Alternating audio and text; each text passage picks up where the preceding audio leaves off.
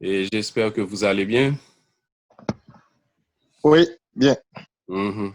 Alors, et l'idée, comme je vous avais envoyé les trois liens, donc sitôt que cet appel est coupé, donc on passe directement au deuxième lien. D'accord? Je pense que c'est compris. Est-ce que pour ma part, vous m'entendez parfaitement bien? Oui, pour moi, ça va. Pour le moment, je vous Oui. entends très bien. OK, parce que le feedback est très important. Je veux m'assurer à ce que vous m'entendiez convenablement. Vous voyez?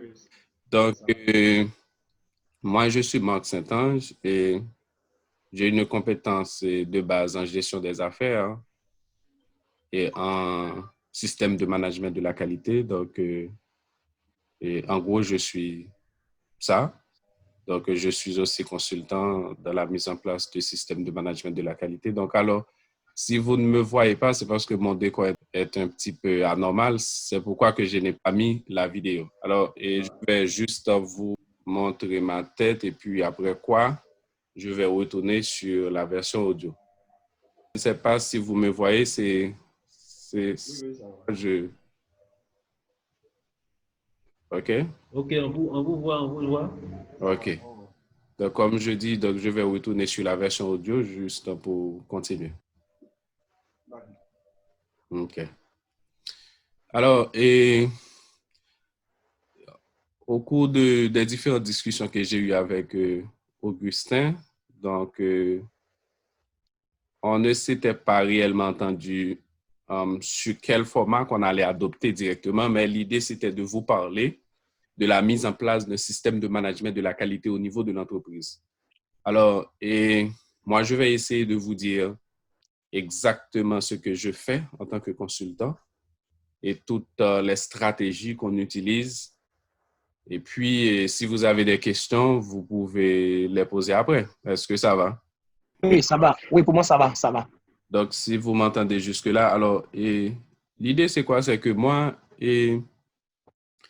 c'est un domaine dans lequel que je suis depuis 2009. Donc, ça fait déjà 10 ans d'expérience en tant que responsable à qualité au niveau de l'entreprise et aussi en tant que consultant dans la mise en œuvre de systèmes de management de la qualité. Alors, et moi, je suis haïtien, je vis en Haïti. Il est vrai que je suis présentement aux États-Unis. Donc, et généralement, qu'est-ce qu'on fait, c'est que en tant que consultant et pour mettre en place un système de management de la qualité, il faut dans un premier temps l'engagement de la direction. Ça veut dire que la direction de l'entreprise s'est engagée, donc elle s'est dit, donc il n'y a aucun problème, on veut mettre en place un système de management de la qualité. Généralement, ça vient comment? C'est par rapport à l'identification de certaines faiblesses au niveau de l'entreprise. Donc, ça veut dire que s'il y a un certain problème, donc la direction décide à ce qu'on s'engage un professionnel, et soit à titre de manager qualité au niveau de l'entreprise ou à titre de consultant. Donc, cette personne s'est engagée pour mettre en place un système de management de la qualité. Alors, je vais aller beaucoup plus rapide juste pour que je puisse avoir vos différentes questions. Alors, l'idée, c'est quoi? C'est que pour mettre en place un système de management de la qualité, il y a plusieurs phases dans ce projet. Et dans notre façon de procéder, il y en a 4. Donc, la première phase, c'est surtout la démarche initiale ou ce qu'on appelle encore l'initialisation du projet SMQ. Alors, le système de management de la qualité. Donc, ça consiste en quoi? Ça consiste à appréhender le projet afin surtout de le conduire avec succès et parvenir aux résultats escomptés. Donc, qu'est-ce qu'on fait? Et généralement, dans la phase d'initialisation du projet, on, on détermine les différents objectifs et les stratégies qui sont liés au projet de la mise en œuvre du système de management de la qualité. Parce que, comme je vous dis, généralement, la mise en œuvre d'un tel projet vient de l'entreprise. Donc, ça surtout est dû à des problèmes que l'entreprise rencontre. Donc, elle veut en quelque sorte faire face à ces problèmes et trouver des challenges pour résoudre ces problèmes. Donc, en ce sens, on procède à déterminer les objectifs et la stratégie qui sont liés au projet. Et puis, ce qu'on fait aussi, on analyse en profondeur l'organisation et alors l'organisation même de l'organisme, son type de management, et essayer surtout de définir le périmètre d'application du SMQ. Ça veut dire quoi? Dans cette phase, en résumé, et on fait ce qu'on appelle un diagnostic, c'est un audit diagnostique pour voir quels sont les problèmes qui sont liés au développement ou bien au fonctionnement même de l'organisme.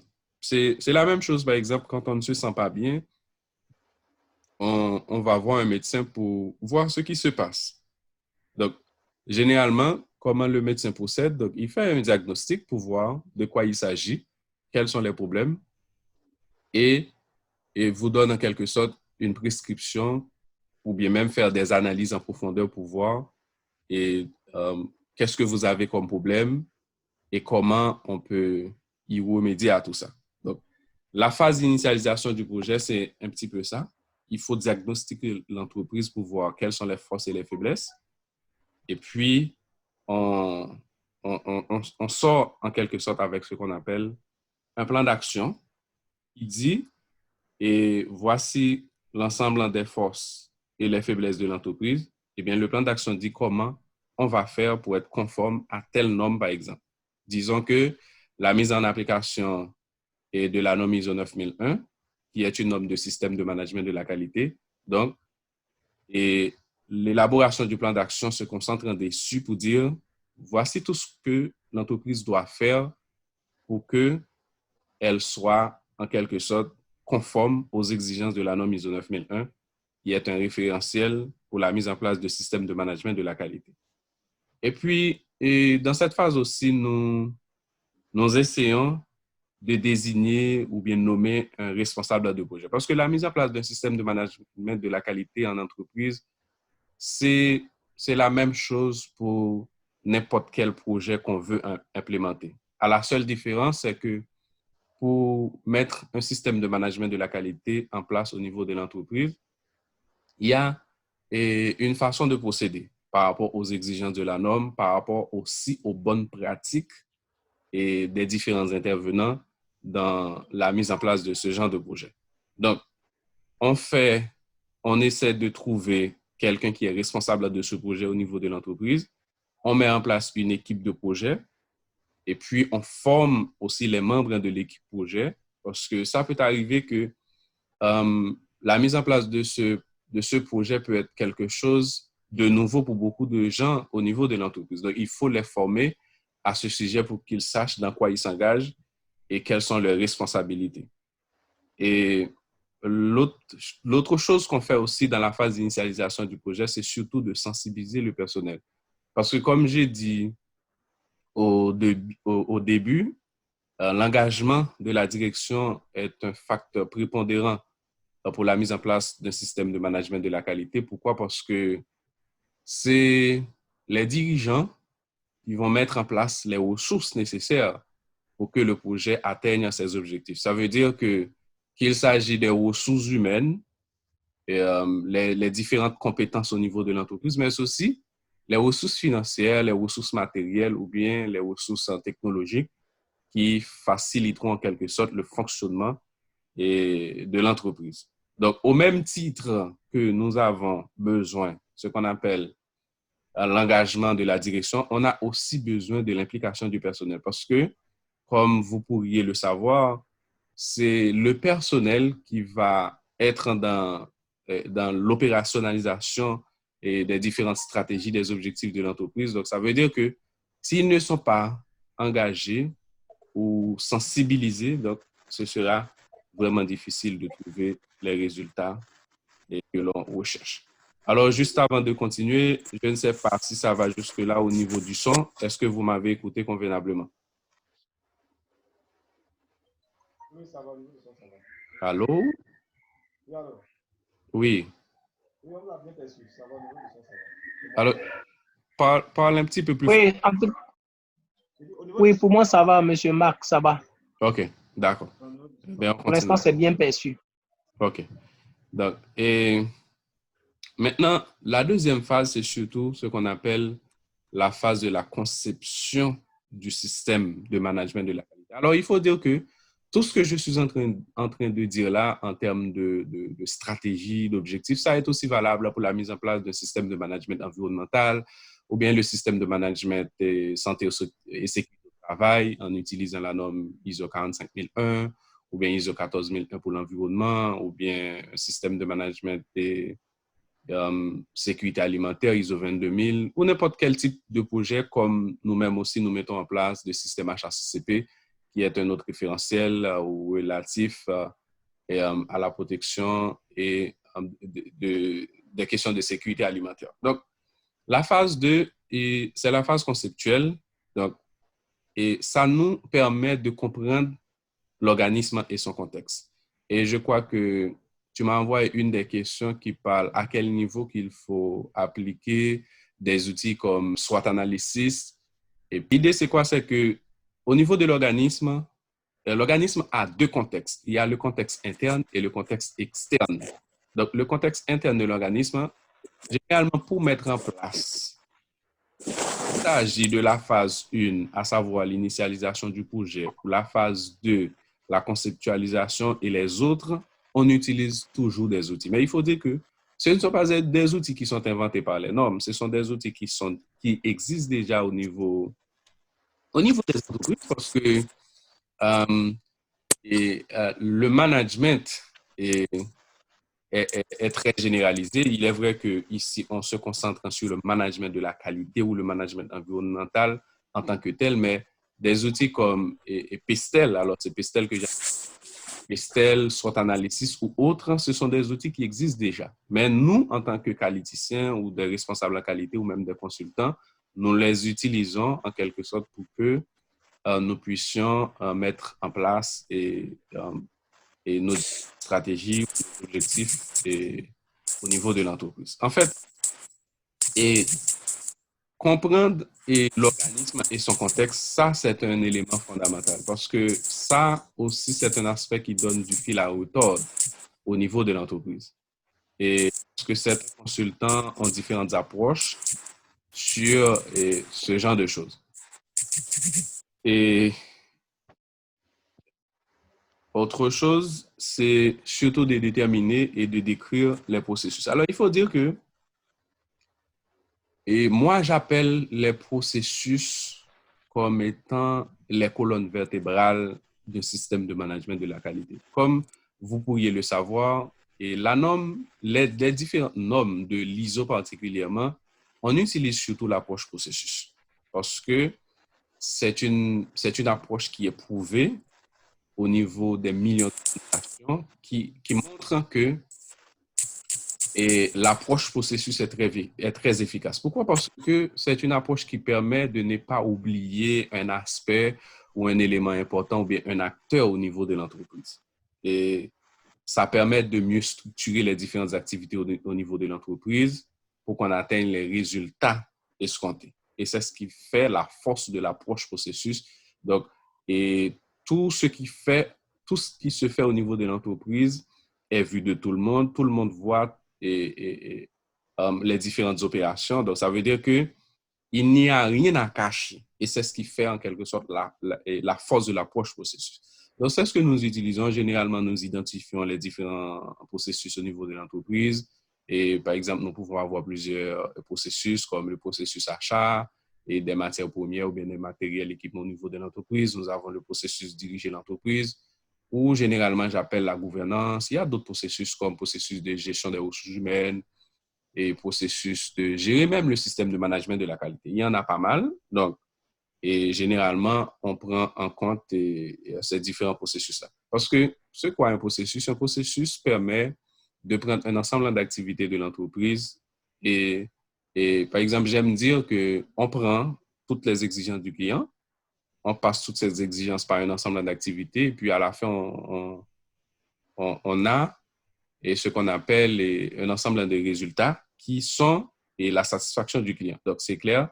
Donc, on prend les exigences du client, on passe ça au niveau de l'entreprise que je pourrais considérer comme un petit laboratoire et à la fin, on a ce qu'on appelle la satisfaction du client. Donc, c'est ça, et en résumé, un processus. Mais je vous dis en passant que pratiquement toutes les définitions normalisées, parce que nous, au niveau de la qualité, nous utilisons des définitions normalisées et toutes ces définitions sont définies dans les différentes normes et particulièrement dans la norme ISO 9000 qui rassemble pratiquement les différents concepts et donne leur définition. Et il y a une approche aussi qu'on utilise, qui c'est l'approche risque, mais qui est en quelque sorte une nouveauté pour la dernière version des différentes normes comme ISO 9001, 14001, etc. Donc, et l'approche risque permet de prendre en considération à chaque fois qu'on va réaliser un projet ou bien qu'on est en train de penser sur un projet. Donc, à différentes étapes, on essaie d'évaluer les risques parce que ce n'est pas tout ce qu'on veut réaliser qu'on les réalise tel qu'on l'avait imaginé ou bien défini. Généralement, il y a plusieurs obstacles. Donc, la vie, de façon générale, n'est pas linéaire. Donc, ça veut dire que si jamais il y a un problème, allô? Oui? Oui, allô?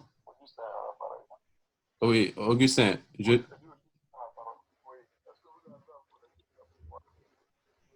non, je suis toujours connecté. Il y a 8 participants. Allô, est-ce qu'il y a des gens qui m'écoutent là? Oui, monsieur Marc, moi, je vous écoute très bien. Oui, oui, monsieur, on vous entend, on vous entend, on vous Eh bien, suit. OK. Eh bien, Augustin, je vais te laisser sur Oui, WhatsApp. on Est-ce vous que ça te entend. dérange? Parce que je n'arrive pas. Oui, nous sommes là, nous sommes là. Non, non, je peux suivre comme ça. Eh bien, OK, je te laisse sur WhatsApp. Tu peux rester là où tu es. Ok, ok. D'accord. Merci. Mhm. Oui, donc, alors je disais que l'approche risque, c'est une approche extrêmement importante parce que il est vrai que c'est une nouveauté de la norme des différentes des dernières versions des normes ISO et particulièrement ISO 9001. Mais comme je dis, la vie n'est pas linéaire, donc on n'a pas les résultats tels qu'on les a imaginés réellement. Parce que à un niveau ou à un autre, nous avons des petits projets. Par exemple, disons, si je prends un exemple bien simple, on a estimé pour l'examen des maths financières, par exemple, on travaille très dur et on dit on va obtenir 100 sur 100. OK? Mais ça ne veut pas dire que dans tous les cas, que ça arrive. Pour obtenir les 100 sur 100, donc il y a un ensemble de paramètres qu'il faut prendre en considération. Et c'est ce que fait en quelque sorte l'approche risque. Elle essaie de mettre en évidence les obstacles et comment on peut trouver des stratégies pour contourner ces obstacles-là et arriver à destination voulue. Donc, c'est ça, et en résumé, l'approche risque. Donc, dans la phase conceptuelle, on essaie de comprendre l'organisme et son contexte. On essaie aussi de comprendre les besoins et les attentes des parties intéressées. Et tout ce qui est parties intéressées, ce sont les clients, les employés de l'entreprise ou bien les salariés. Il y a aussi les fournisseurs, il y a les différents actionnaires. Tout ça, ce sont des parties intéressées. Il y a même l'État, parce que l'État perçoit des taxes au niveau de l'entreprise. Donc, les parties intéressées, de façon générale, par définition, c'est toute partie qui a en quelque sorte une incidence sur le fonctionnement de l'entreprise. Donc, ça veut dire qu'on sait très bien, sans les clients, il n'y a pas d'entreprise, aussi bien que les différents salariés et même aussi l'État. Donc, comme je vous dis tout à l'heure, toutes ces définitions-là se trouvent dans la norme ISO 9000. Donc, on peut toujours y jeter un coup d'œil pour voir les différents concepts. Donc, et autre chose qu'on fait dans la phase conceptuelle, c'est surtout d'établir des dispositions de connaissances organisationnelles. Ça, c'est un élément important. Et comme je vous dis, il y a toujours différentes approches par rapport d'un consultant à un autre. Et les questions de connaissances organisationnelles, c'est quelque chose aussi qui donne du fil à retordre au niveau des différents intervenants dans la mise en place de systèmes de management de la qualité. Et chacun essaie de comprendre ça à sa façon. Mais en gros, ça veut dire que c'est tout ce que l'organisation a acquis en matière de savoir-faire, qu'il s'agit d'expérience sur le terrain, sur l'État, ou bien des connaissances scientifiques que l'organisme utilise et pour faire avancer ses activités. Donc, généralement, c'est ça. Mais je vous dis, et la norme, ou bien les différentes normes nous disent ce qu'il faut faire, mais elles ne vous disent pas comment le faire. Et c'est tout ce qui fait la différence entre les différentes approches dans la mise en place de ce genre de choses. Et l'autre élément qu'on tient aussi en considération dans la phase conceptuelle, c'est la documentation du SMQ.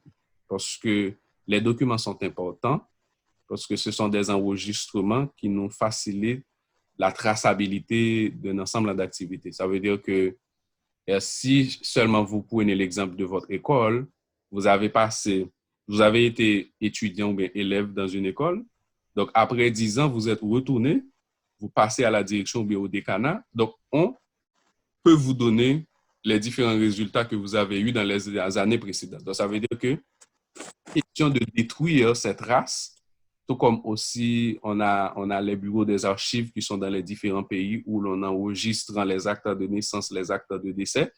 Donc, la documentation est très importante pour faire vivre un système de management de la qualité au niveau de l'entreprise parce que ça permet de garder les traces, ça permet aussi de se rappeler parce qu'on ne peut pas tout avoir dans la tête. Sinon, on n'inventerait pas les ouvrages, etc., etc. Donc, mais ce qui est surtout important de mentionner, et on nous a dit que la limite, c'est pour 40 minutes. OK, il n'y a aucun problème. Comme je vous dis, dès qu'on coupe ça, donc on passe à l'autre lien. Oui, en fait, la documentation du SMQ, c'est extrêmement important, mais ce qu'il faut souligner, c'est surtout, et dans les différentes versions avant, ou bien les différentes versions précédentes, et les gens avaient l'habitude d'écrire beaucoup de choses. Mais et cette version-là nous donne cette flexibilité. On garde surtout ce qui est essentiel, ce qui pourrait causer un défaut si cette information n'est pas notée quelque part. Donc, et ça, c'est un aspect très important et ça facilite en quelque sorte le travail du responsable de qualité ou bien même le fonctionnement de l'entreprise de façon générale. Et puis, l'autre chose qu'on aborde dans la phase conceptuelle, c'est surtout de déterminer des actions nécessaires en termes de communication, de compétences des différents membres de l'équipe qui participeront en quelque sorte dans la mise en place ou bien le fonctionnement même du système de management de la qualité. Maintenant, je vais passer à la phase 3, et qui c'est la phase de la mise en œuvre. Une fois qu'on a fait l'initialisation du projet SMQ, on a fait la conception du système, on voit déjà en gros plan ce qu'on appelle le big picture de ce qui sera dans le futur et par rapport à la mise en place du système. Et puis, la phase 3, on fait ce qu'on appelle la mise en œuvre. La mise en œuvre du système de management de la qualité ou bien du système de management environnemental. Cette phase consiste en quelque sorte en l'assistance des acteurs. Ça veut dire que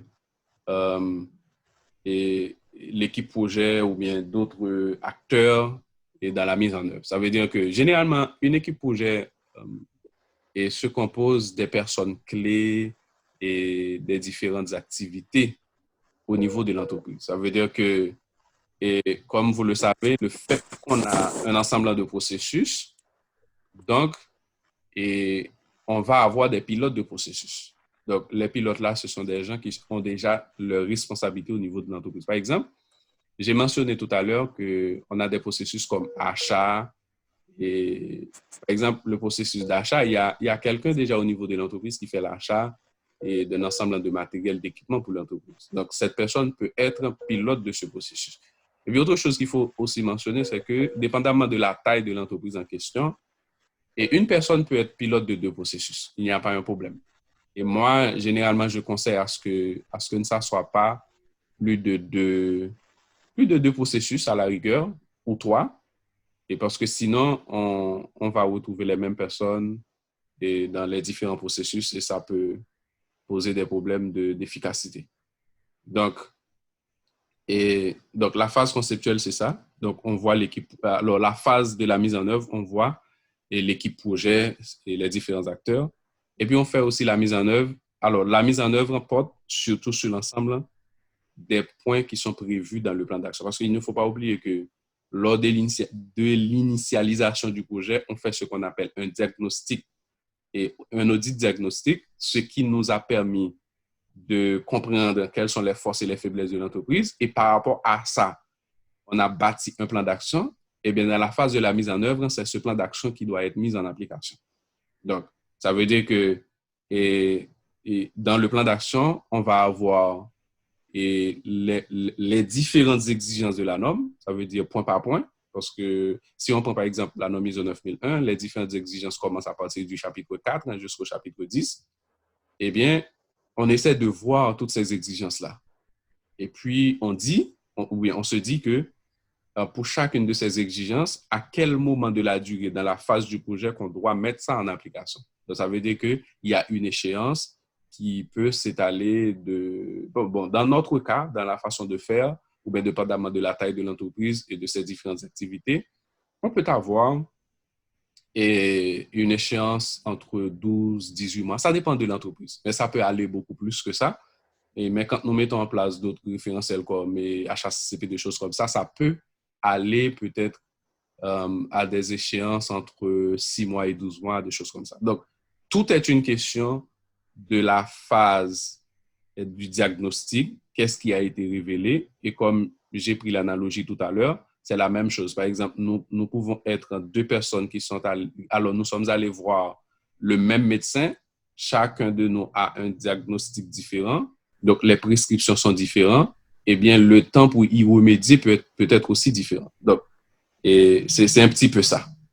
Et puis, il y a la phase, alors dans la phase de la mise en œuvre, et cette phase aussi permet d'assurer la conformité à l'efficacité du système et surtout aux exigences qui sont prévues, non seulement dans la norme en question, à savoir, par exemple, si on met en place un système de management de la qualité ou bien un système de management environnemental, mais aussi, il y a un ensemble de règlements techniques. Ça veut dire que pour le fonctionnement d'une usine ou bien d'un secteur d'activité bien spécifique, l'état du pays dans lequel on est, ou bien du continent, ou bien de façon mondiale, dépendamment de la vision de l'entreprise, est-ce que l'entreprise est une entreprise multinationale ou pas. Donc, il y a un ensemble de réglementations qu'il faut prendre en considération. Donc, qu'il s'agit de réglementations techniques liées au commerce ou bien au fonctionnement même du secteur d'activité en question sur le territoire national, donc, il faut les prendre en considération. Et puis, il y a aussi d'autres réglementations contractuelles. Ça peut venir du fournisseur aussi bien du client. Donc, ce sont des choses qu'on prend en considération dans la phase de la mise en œuvre et du projet. Je vois peut-être Augustin est parti, peut-être que c'est un problème. Donc, monsieur Marc, oui. il y a certains qui souhaitent que vous les fassiez entrer parce qu'ils sont en attente. Ah, ok, merci. Oui, pardon, si vous faites un clic, il y a au moins 5 à 6 personnes. Ok, vraiment, Voilà, donc vraiment. faites-les entrer comme ça. Voilà. Ouais, merci de me dire ça parce que en parlant, je ne regarde même pas l'écran, donc je regarde par la fenêtre, juste pour penser ce que... Vous avez pu faire entrer une personne, donc on attend les autres certainement. Oui, je vois qu'ils sont en train de monter là. Mais... Voilà, c'est ça, à 10. Nous sommes à 10, 13, 15, voilà. Yeah. Ok, merci. Je ne regarde même pas l'écran. Toutes mes excuses. Je ne sais pas si Augustin est parmi ces 15 personnes-là. OK. Eh bien, OK, on continue. Je ne sais pas s'il est là. S'il n'est pas là, je vais essayer de l'appeler directement sur WhatsApp pour le mettre en... Je vais faire ça. Mais je suis sûr qu'on avance aussi... Ah, OK. Il n'est pas disponible. OK. Et maintenant, alors pour ceux qui n'étaient pas là avant, je parle de la mise en œuvre du système de management de la qualité que, en tant que consultant, j'utilise généralement les quatre phases pour la mise en œuvre. Il y a la phase de l'initialisation du projet SMQ. Ça veut dire que on fait le diagnostic, on fait l'audit diagnostic pour voir quelles sont les forces et les faiblesses de l'entreprise en question, l'entreprise pour laquelle on va mettre en place le système. Alors, l'analogie que j'ai utilisée, c'est que c'est la même chose quand on va à l'hôpital, on va voir le médecin Donc, le médecin lui-même, il fait un diagnostic pour voir de quoi il s'agit, quels sont les symptômes et à quoi ils sont liés. Et puis, s'il faut faire des analyses en profondeur, des analyses de laboratoire pour voir quelles sont les racines de ces causes. Et puis, il va, bien sûr, vous faire une prescription en vue de voir comment il remédie à tout ça. Donc, et je dis que la mise en place du système de management de la qualité, ou bien du système de management environnemental, ou bien santé, sécurité au travail, ou bien du système de management sécurité alimentaire. Donc, la procédure, c'est pratiquement la même chose. Donc, le diagnostic révèle quelles sont les forces et les faiblesses de l'entreprise. Et par rapport à ça, on bâtit un plan d'action qui nous permet de voir comment est-ce qu'on peut rendre l'entreprise conforme par rapport aux exigences du référentiel en question. Par exemple, si c'est ISO 9001 ou ISO 14001, etc. Donc, c'est comme ça. Donc, généralement, on utilise 3 phases. C'est ça la première phase. Et la deuxième phase, c'est la phase de la conception du système. À ce moment, on essaie de voir le contexte de l'organisme. On a dit que l'organisme a 2 contextes. Il y a son contexte interne et externe. Au niveau interne, il faut gérer les employés, il faut gérer un ensemble de collaborateurs. Et puis, en externe, il y a l'environnement socio-économique, socio-politique qu'il faut prendre en considération. Donc, il y a toute une façon de faire. Et j'ai précisé tout à l'heure pour dire que l'ISO, ou bien les différents référentiels de façon générale, ils nous disent ce qu'il faut faire, mais ils ne nous disent pas comment le faire. Donc, la façon de faire, et ça, il y a plusieurs approches. Et moi, mon approche à moi, c'est que dans la phase conceptuelle, non seulement on essaie de comprendre le contexte de l'organisme, on essaie aussi de comprendre les besoins des parties intéressées, comme vous le savez par définition, qui sont les parties intéressées, les clients, les fournisseurs, l'État, etc. On essaie aussi de déterminer et de décrire les différents processus. Et j'ai dit que les processus, c'est en quelque sorte ce qu'on appelle... Alors moi, j'appelle les processus comme étant les colonnes vertébrales d'une entreprise parce que ce sont des expériences prouvées qui montrent que l'approche processus est l'approche la plus efficace pour gérer les différentes activités au niveau de l'entreprise. Et puis, on utilise l'approche risque, qui est pratiquement une nouveauté dans les différentes normes de l'ISO, et que à chaque étape dans la vie d'un projet, il y a des risques. Donc, généralement, les choses ne se passent pas comme on les a prévues. Donc, ça veut dire qu'il y a toujours des difficultés, des obstacles. Donc, l'approche risque nous permet, en quelque sorte, de faire face à tout ça. Non seulement de voir les risques, de les identifier, de les minimiser, de les contrôler, et puis probablement de les transférer dans le sens que de les externaliser et dans la prise d'assurance, de choses comme ça. Donc, et ça, c'est la phase conceptuelle. Et dans cette phase aussi, nous essayons de prendre en considération les connaissances organisationnelles, les différents documents pour la mise en place du système, mais aussi d'autres actions nécessaires comme la communication, les compétences des personnes.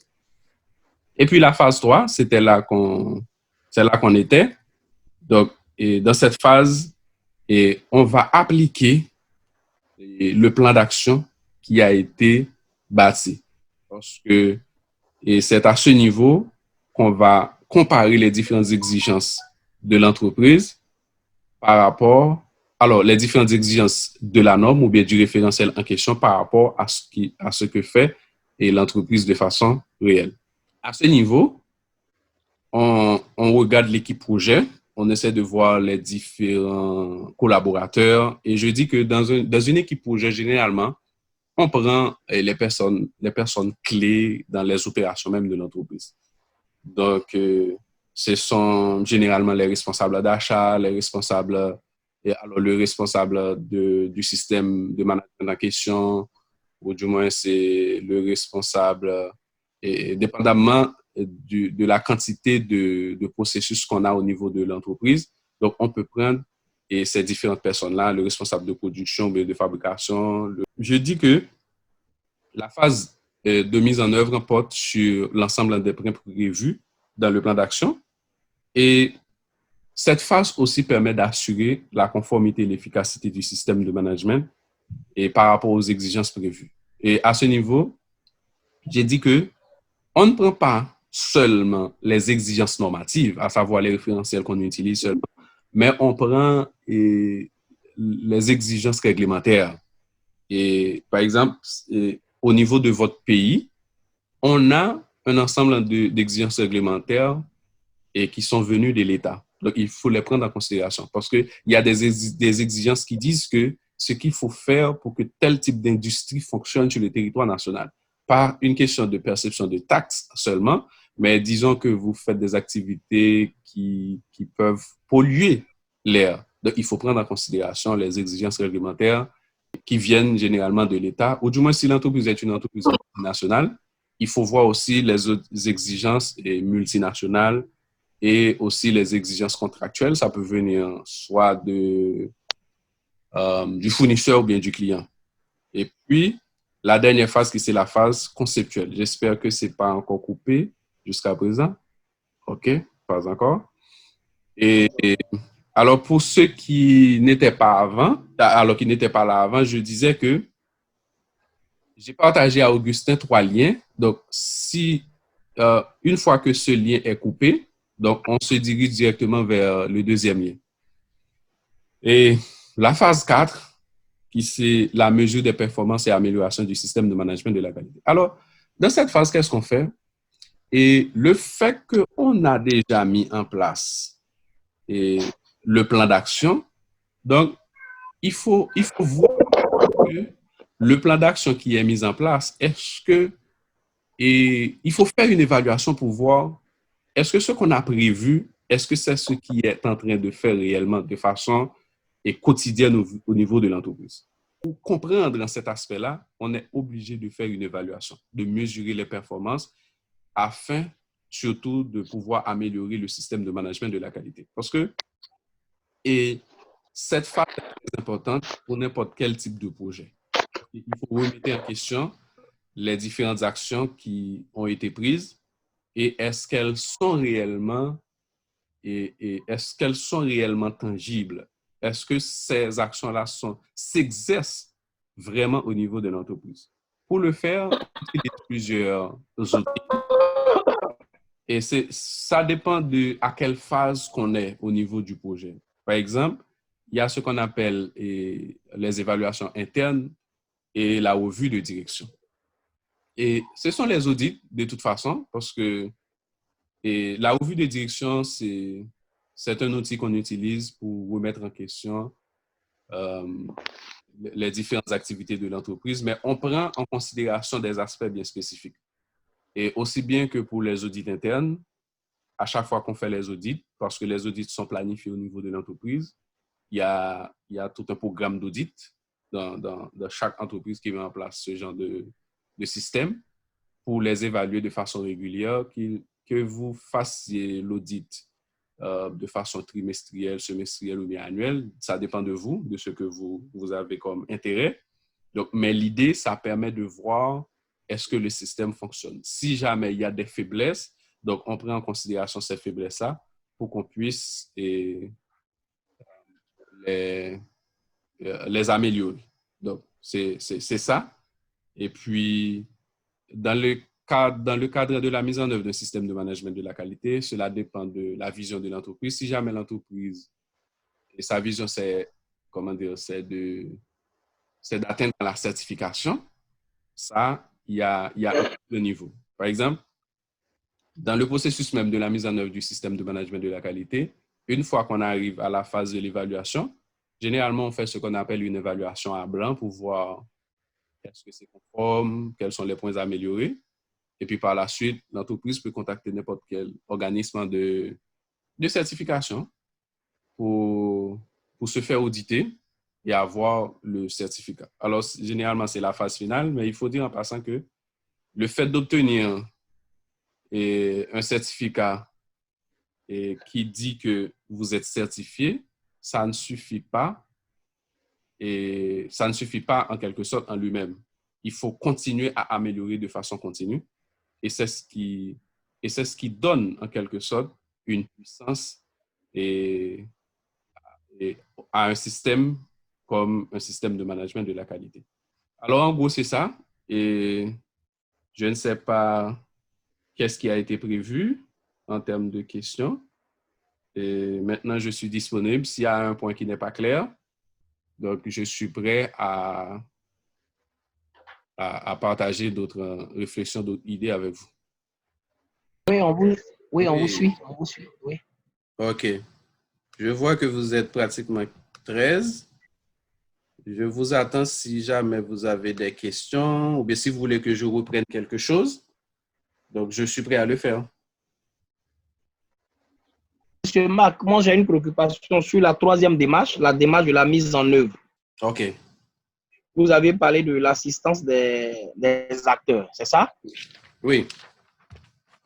À ce niveau, quand je dis ça, je veux dire par exemple le responsable de la qualité qui est au sein de l'entreprise.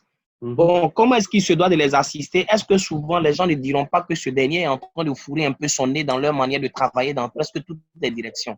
Donc, je voudrais avoir un peu d'ample explication pour que nous sachions de quoi il s'agit. Et la phase de... Alors, tu parles de la phase de la mise en œuvre.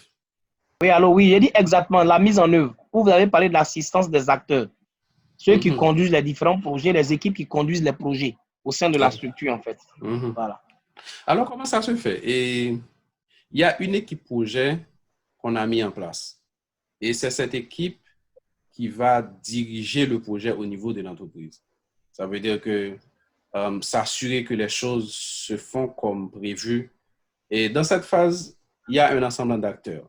Et comme je dis que dans cette équipe, on a généralement des personnes clés au niveau de l'entreprise. Ça veut dire qu'on trouve les responsables, le responsable d'achat, le responsable de la qualité, le responsable des ressources humaines. Donc, ce sont des gens qui sont généralement dans l'opérationnalisation des activités. Donc, ces personnes constituent l'équipe projet.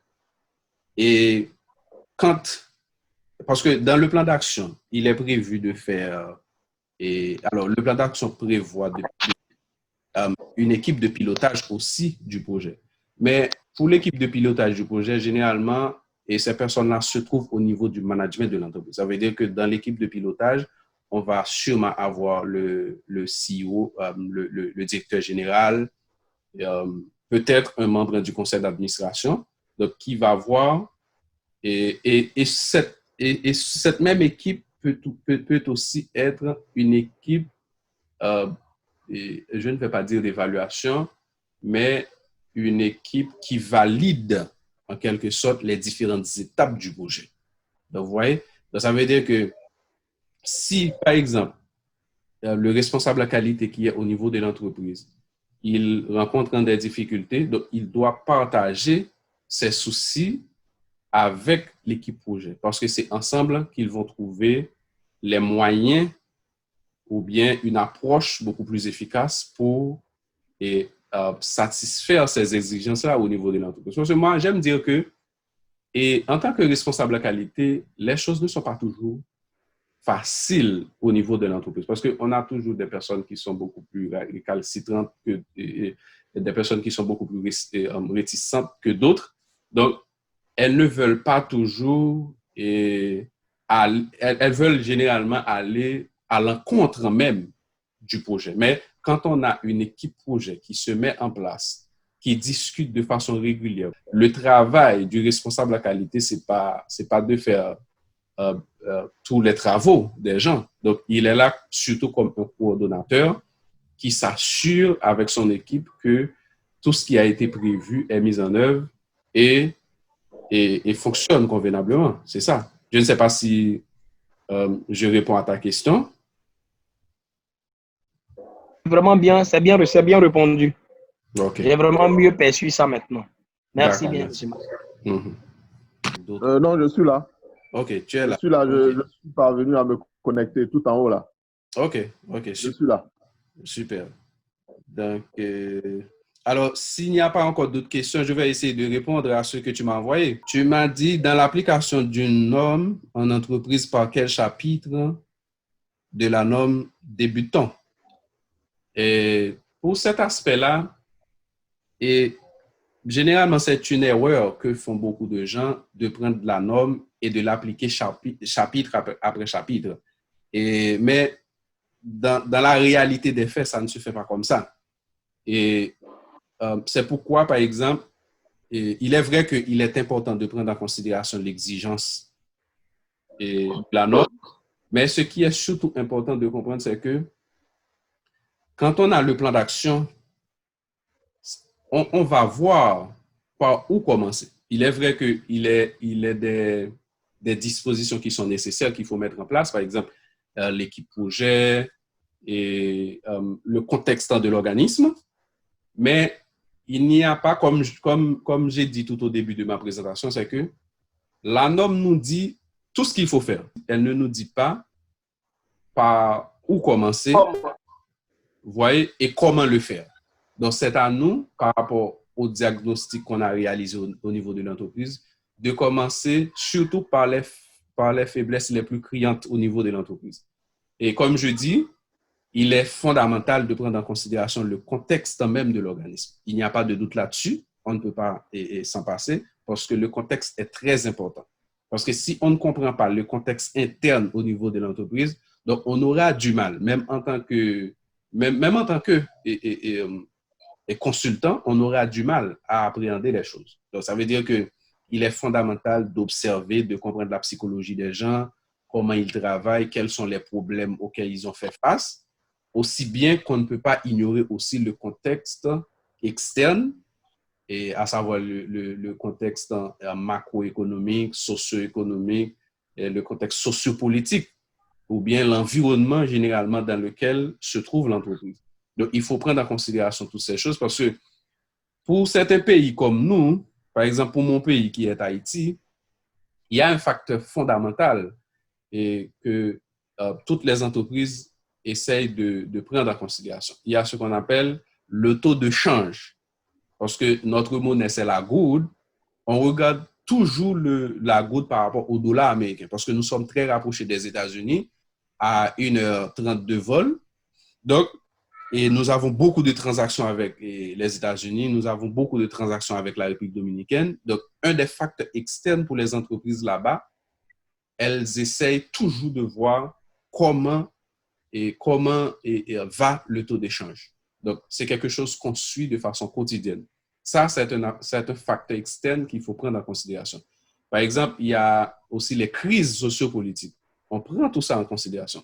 Et même dans des pays comme le grand des États-Unis, il faut les prendre en considération parce que les enjeux sont énormes et je dirais que ce sont des risques quand même. Donc, comme tel que je l'ai expliqué tout à l'heure, donc, et à chaque étape au niveau du plan d'action, il y a un ensemble de risques. Il faut évaluer les risques, il faut voir comment les maîtriser. Et si jamais on ne peut pas les maîtriser, il faut voir comment on peut externaliser ça. Par exemple, pour une entreprise qui est service traiteur dans la restauration, et cette entreprise a des clients qui lui demandent de donner de la crème à la glace. Donc, cette entreprise n'a pas soit les compétences et les matériels nécessaires pour faire la crème à la glace. Donc, cette entreprise peut déléguer ça à une autre entreprise qui lui donne la crème à la glace. Et à chaque fois que ses clients demandent de la crème à la glace, donc, elle peut leur délivrer ça sans aucun problème. Et la norme nous dit aussi, même si on externalise un processus bien spécifique, il faut nous assurer d'avoir le contrôle sur ce processus-là parce que les risques sont là. Et si jamais il y a un problème qui se présente ou bien qui s'est passé au niveau de la crème à la glace, si on prend toujours ce même exemple, donc à qui la responsabilité? Donc la responsabilité est à l'entreprise qui vend à ses clients. Vous voyez? Donc ça veut dire que aucun des clients ne saurait pas si l'entreprise avait sous-traité ce processus. Donc, c'est pourquoi il faut prendre en considération tout ce genre de choses. Et autre question, c'était quel indicateur avons-nous pour mesurer dans le cadre d'un SMQ que la norme est bien déployée? Bon, et il faut dire que dans la mise en œuvre d'un système de management de la qualité, et puisqu'on utilise une approche processus, pour chaque processus, on a un ensemble d'objectifs. Et pour chacun de ces objectifs, on définit un ensemble d'indicateurs qui dit que qu'est-ce qui prouve que cet objectif a été mis en place. Donc, et les indicateurs peuvent être variés d'un processus à un autre, mais l'idée, c'est que dans la mise en œuvre même de ce système, il faut prendre ça en considération. Et sinon, on ne saura pas et quand est-ce un indicateur a été vraiment bien ancré dans le système. Vous voyez? Alors, un objectif, disons, a été bien ancré dans le système. Et la quatrième question, c'était à quel moment utilise-t-on l'analyse SWOT et PESTEL? Bon, c'est ça. Donc, c'est surtout dans l'évaluation du contexte de l'entreprise. Et puis, les SWOT analysis, généralement, on utilise ça à l'interne, okay, pour déterminer les forces et les faiblesses. Mais il y a aussi un aspect dans le SWOT analysis qui prend en compte l'aspect externe de l'entreprise. Mais si on veut aller beaucoup plus global, donc ce serait mieux de prendre PESTEL. Et je ne sais pas s'il y a d'autres questions. Et puis, à la fin, je répondrai à la dernière question qui m'a été envoyée. Comment fait-on pour devenir un expert de l'ONIDI? Oui, monsieur, une question, une préoccupation, s'il vous plaît. Oui. Ma préoccupation se tourne vers votre deuxième phase, qui est la phase conceptuelle, où il faut décrire les processus. Est-ce que dans la description des processus, le responsable qualité a la charge entière de décrire ces processus, les processus de l'organisme, ou il doit aussi s'attacher à l'équipe projet pour décrire ces processus? Et est-ce qu'il existe un logiciel permettant de faciliter la description des processus ou bien la mise en œuvre d'un processus ou des différents processus d'un organisme? OK, merci. Très belle question. Alors, il faut dire que moi, et à chaque fois que j'arrive dans une entreprise pour former des auditeurs internes ou bien des responsables qualité, je leur dis souvent que le responsable à qualité, il est un guide, il est certaines fois le chef du projet, il est un leader. Donc, sa principale responsabilité, c'est de s'assurer à ce que le système fonctionne convenablement. Et d'où la nécessité d'avoir des pilotes de processus. Alors, le responsable à qualité peut être un ingénieur dans le domaine du management de la qualité, certes, mais ça ne fait pas de lui quelqu'un qui connaît tous les aspects au niveau de l'entreprise. Si on prend par exemple un processus qui s'appelle gérer la comptabilité et les finances, donc le responsable à qualité en tant que tel n'est pas obligé d'avoir une connaissance pointue dans ce domaine-là. Cependant, grâce à sa capacité de management et de leadership en tant que responsable à qualité, lui-même, il réunit son équipe, il travaille ensemble avec ses équipes. Et c'est pourquoi il y a un aspect fondamental. Je ne sais pas si j'ai dit ça au début. Laisse-moi voir si c'était pas dans... OK. C'était dans la phase 1. J'ai parlé de la formation. Et c'est pourquoi il est important de former les gens. Donc, dans la formation des gens, et puisqu'on a fini d'identifier les processus, eh bien, l'idée, c'est de les décrire. Pour les décrire, il est nécessaire d'avoir une fiche de processus. Donc, ce qui facilite en quelque sorte la compréhension à tout un chacun, qu'il s'agit de pilotes de processus ou bien de membres de l'équipe. Donc, ils savent, ils voient comment on peut décrire un processus. Et puis, l'idée, c'est que le fait qu'on a une équipe projet, donc ça facilite si jamais il y a quelqu'un alors un pilote de processus qui a un problème dans l'équipe, alors je parle d'un manque de compétences pour un aspect bien spécifique. Donc, cette personne-là se fait aider par toute l'équipe.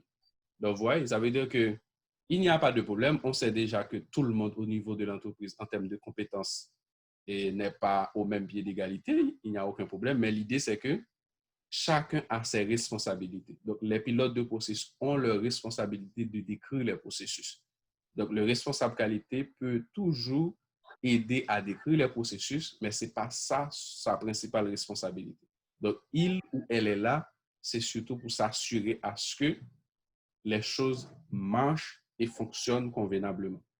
Et puis, est-ce qu'il y a un logiciel? Et il y a pas mal de logiciels qui sont... Alors, nous-mêmes, nous sommes en train de travailler avec un organisme français qui c'est Qualiwos, mais nous faisons ça particulièrement en Haïti et aussi au Canada. Donc, nous disons que l'entreprise arrive à un degré très avancé, fonctionnement même de son système de management de la qualité. Pour automatiser ça, généralement, on conseille Qualiwos parce que nous avons des avec vous voyez? Donc, ça veut dire que et je sais aussi que ces logiciels-là sont très chers. Donc, ce n'est pas accessible à toutes les bourses et c'est une évidence. Il est vrai que de notre côté, au niveau de notre firme, on est en train de penser sur un projet pareil pour faciliter surtout les PME, les petites et moyennes entreprises ou bien les très petites entreprises à avoir accès à tout ça. Mais ce que j'aimerais souligner, c'est que ce genre de logiciel et le capital humain est extrêmement important. Dans le sens qu'aujourd'hui, on a inventé l'ordinateur qui nous facilite de communiquer ensemble. Donc, ça veut dire qu'à chaque fois que je dois écrire un article, et je ne suis plus obligé d'avoir une feuille de papier et une plume pour écrire. Donc, je peux écrire directement avec le clavier de mon PC. Donc, ça facilite, mais la réflexion que je devais mettre sur du papier avec une plume, c'est cette même réflexion que je vais mettre avec le clavier de l'ordinateur. Donc, la compétence humaine est extrêmement importante. Oui, les logiciels ont leur importance parce que ça facilite en quelque sorte la tâche. Quand on automatise un système, ça permet de consulter le système à distance, de choses comme ça. Mais il faut aussi regarder la compétence et personne. Il faut qu'elle soit formée, il faut qu'elle sache ce qu'elles font, comment on décrit les diagrammes. Et donc, tout ça, ce sont des aspects à prendre en considération. Et je ne sais pas si je réponds convenablement à ta question.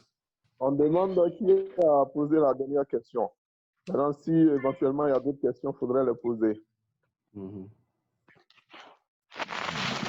Oui, moi, je voudrais intervenir un peu au niveau de la phase 3. Vous avez parlé tout à l'heure des pilotes au niveau des processus. Je voudrais savoir s'il y a un nombre défini de pilotes au niveau de l'entreprise. OK. Et c'est une très bonne question. Et il faut dire, par exemple, je vais prendre l'exemple typique d'une entreprise que nous accompagnons actuellement. Cette entreprise fait la production de saucisses, de hot dogs, de salami. Ce sont des produits alimentaires. OK? Et alors, tout ce qu'on a décrit en termes de processus, nous avons vu que l'entreprise a 8 processus. C'est un processus d'achat, c'est un processus gérer les finances et la comptabilité, un processus gestion du capital humain ou bien de la gestion des ressources humaines. Et quatrième processus, c'est un processus de production ou bien de fabrication. Cinquième processus, c'est les infrastructures et l'environnement de l'entreprise. Et puis, septième processus, c'est un processus de gérer le système de management de la qualité. Je vous donne l'idée. Mais pour vous dire la vérité, l'idée, c'est que la quantité de processus dépend de l'ampleur de l'organisme en question. Ça veut dire que si l'organisme a une grande quantité d'activités, donc il se pourrait bien qu'on ait beaucoup plus de processus. Et à ce niveau, nous essayons le plus que possible de voir est-ce qu'on peut synthétiser le plus que possible les différentes activités de l'entreprise dans un processus. Si nous estimons que le processus ou bien les activités sont un petit peu complexes, ce qu'on fait, on essaie de séquencer ça peut-être en 2 processus dépendamment de sa complexité. Mais l'idée, c'est que on essaie de voir les différentes activités de l'entreprise et de les regrouper en processus.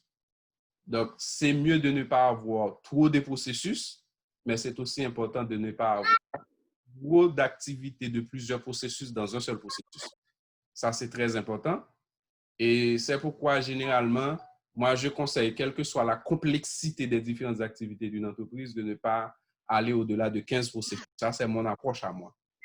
Mais généralement, dans ma façon de procéder, donc, j'ai toujours une dizaine de processus au grand maximum. Donc, l'entreprise dont je vous parle, c'est une entreprise dans la production des aliments. Donc, nous avons identifié pour eux 8 processus. Et puis, comme je dis dès le début, c'est qu'une personne peut être à la tête de 2 processus. Il n'y a aucun problème. Ça dépend des différentes compétences qui sont disponibles au niveau de l'entreprise. Donc, une seule personne peut être à la tête de 2 processus. Moi, je ne conseille pas à ce que cela soit aller au-delà de 3 processus pour une seule personne. Sinon, on risque d'avoir trop d'activités sur la responsabilité d'une seule personne. Je vous remercie. Ah, ok, d'accord. D'accord, Kenneth. Et je vois qu'on a une femme avec nous, n'est-ce pas?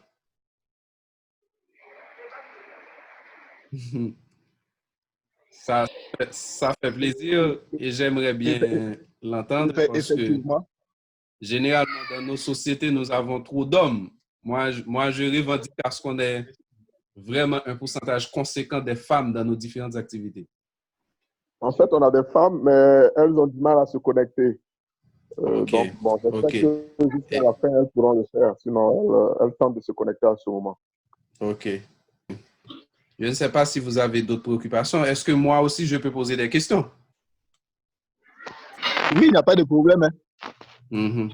Alors, comme tu m'avais dit, Augustin, donc vous êtes une classe de master, c'est ça? On est ingénieur master. Okay. En fait, on a les deux, on va dire les 2 niveaux réunis. Mais à un certain niveau, on sera départagé parce qu'on fait actuellement un tronc commun et on a des gens qui font le MBA. Jusqu'à un certain niveau, on va nous séparer, ils feront leur spécialité et nous, on continuera avec notre diplôme d'ingénieur. Voilà. OK. Est-ce que ça veut dire que vous êtes des personnes qui travaillent, vous travaillez en même temps que vous étudiez? Oui, c'est une formation continue, mais il y a bien des personnes qui travaillent, mais il y a d'autres qui ne travaillent pas, qui travaillaient aussi, qui à cause du contexte de Covid, ne travaillent plus. Okay. Donc, on va dire qu'il y a des étudiants, des travailleurs, voilà. Okay. Mais il n'y en a pas d'entre vous qui... Alors, quelles sont vos différentes expériences dans la mise en œuvre d'un SMQ ou bien en tant que responsable à qualité, ou du moins si vous avez l'intention de devenir un consultant, des choses comme ça?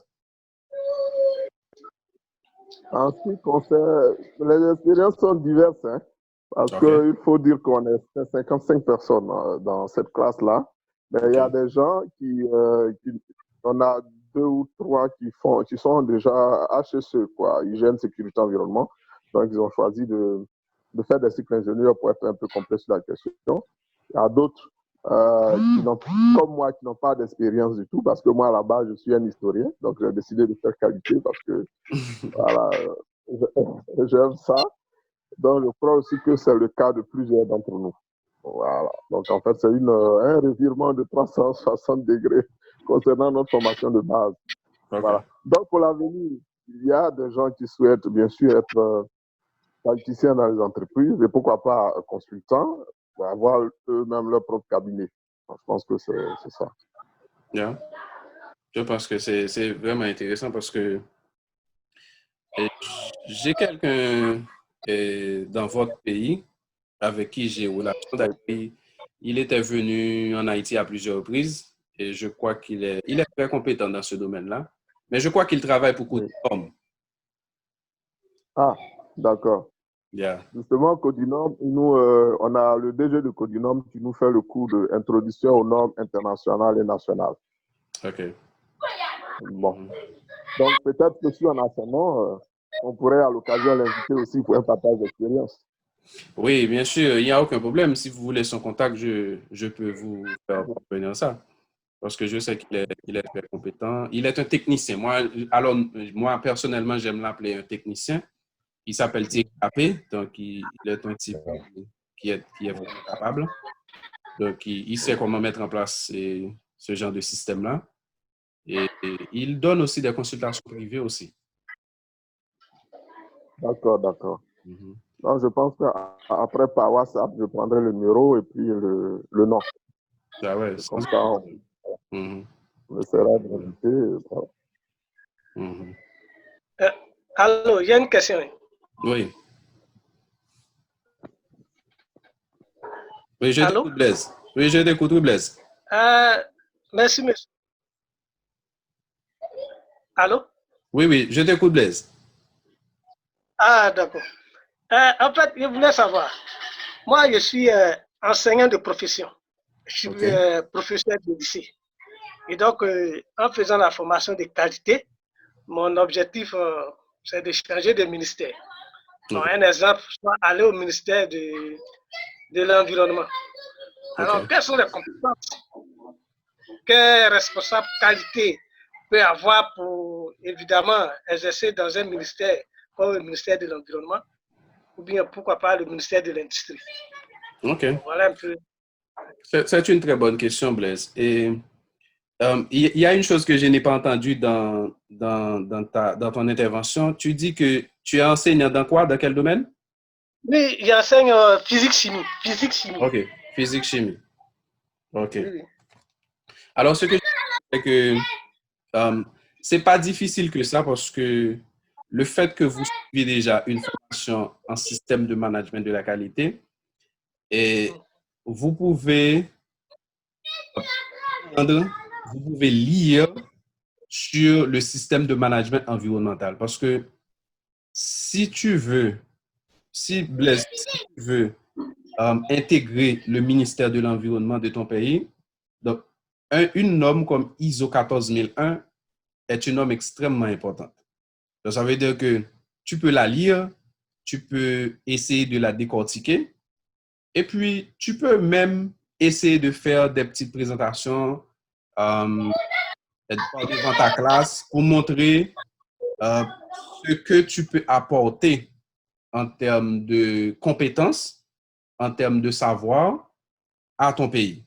Je pense que c'est pas du tout difficile parce que le fait que tu as la formation et dans le domaine de la qualité, donc tu as en quelque sorte la base parce que la norme référentielle de pratiquement de toutes les autres normes, c'est la norme ISO 9001. C'est une norme de système de management de qualité et c'est ce qui fait que dans les versions des autres normes, nous voyons que ISO, il y a toujours une partie de management. Qu'il s'agit d'ISO 14001, 22000 ou autres. Donc, pratiquement toutes les normes principales ont ce qu'on appelle une partie relative au système de management. Donc, qui dit ce qu'il faut mettre en place, ce qu'il faut faire. Parce que je pense que nos pays ne sont pas si différents, tu vois. Donc, ça veut dire qu'on a toujours des gens, pour certains d'entre eux, qui ne sont pas nécessairement des gens compétents, qui sont dans des postes et qui ne donnent pas des résultats.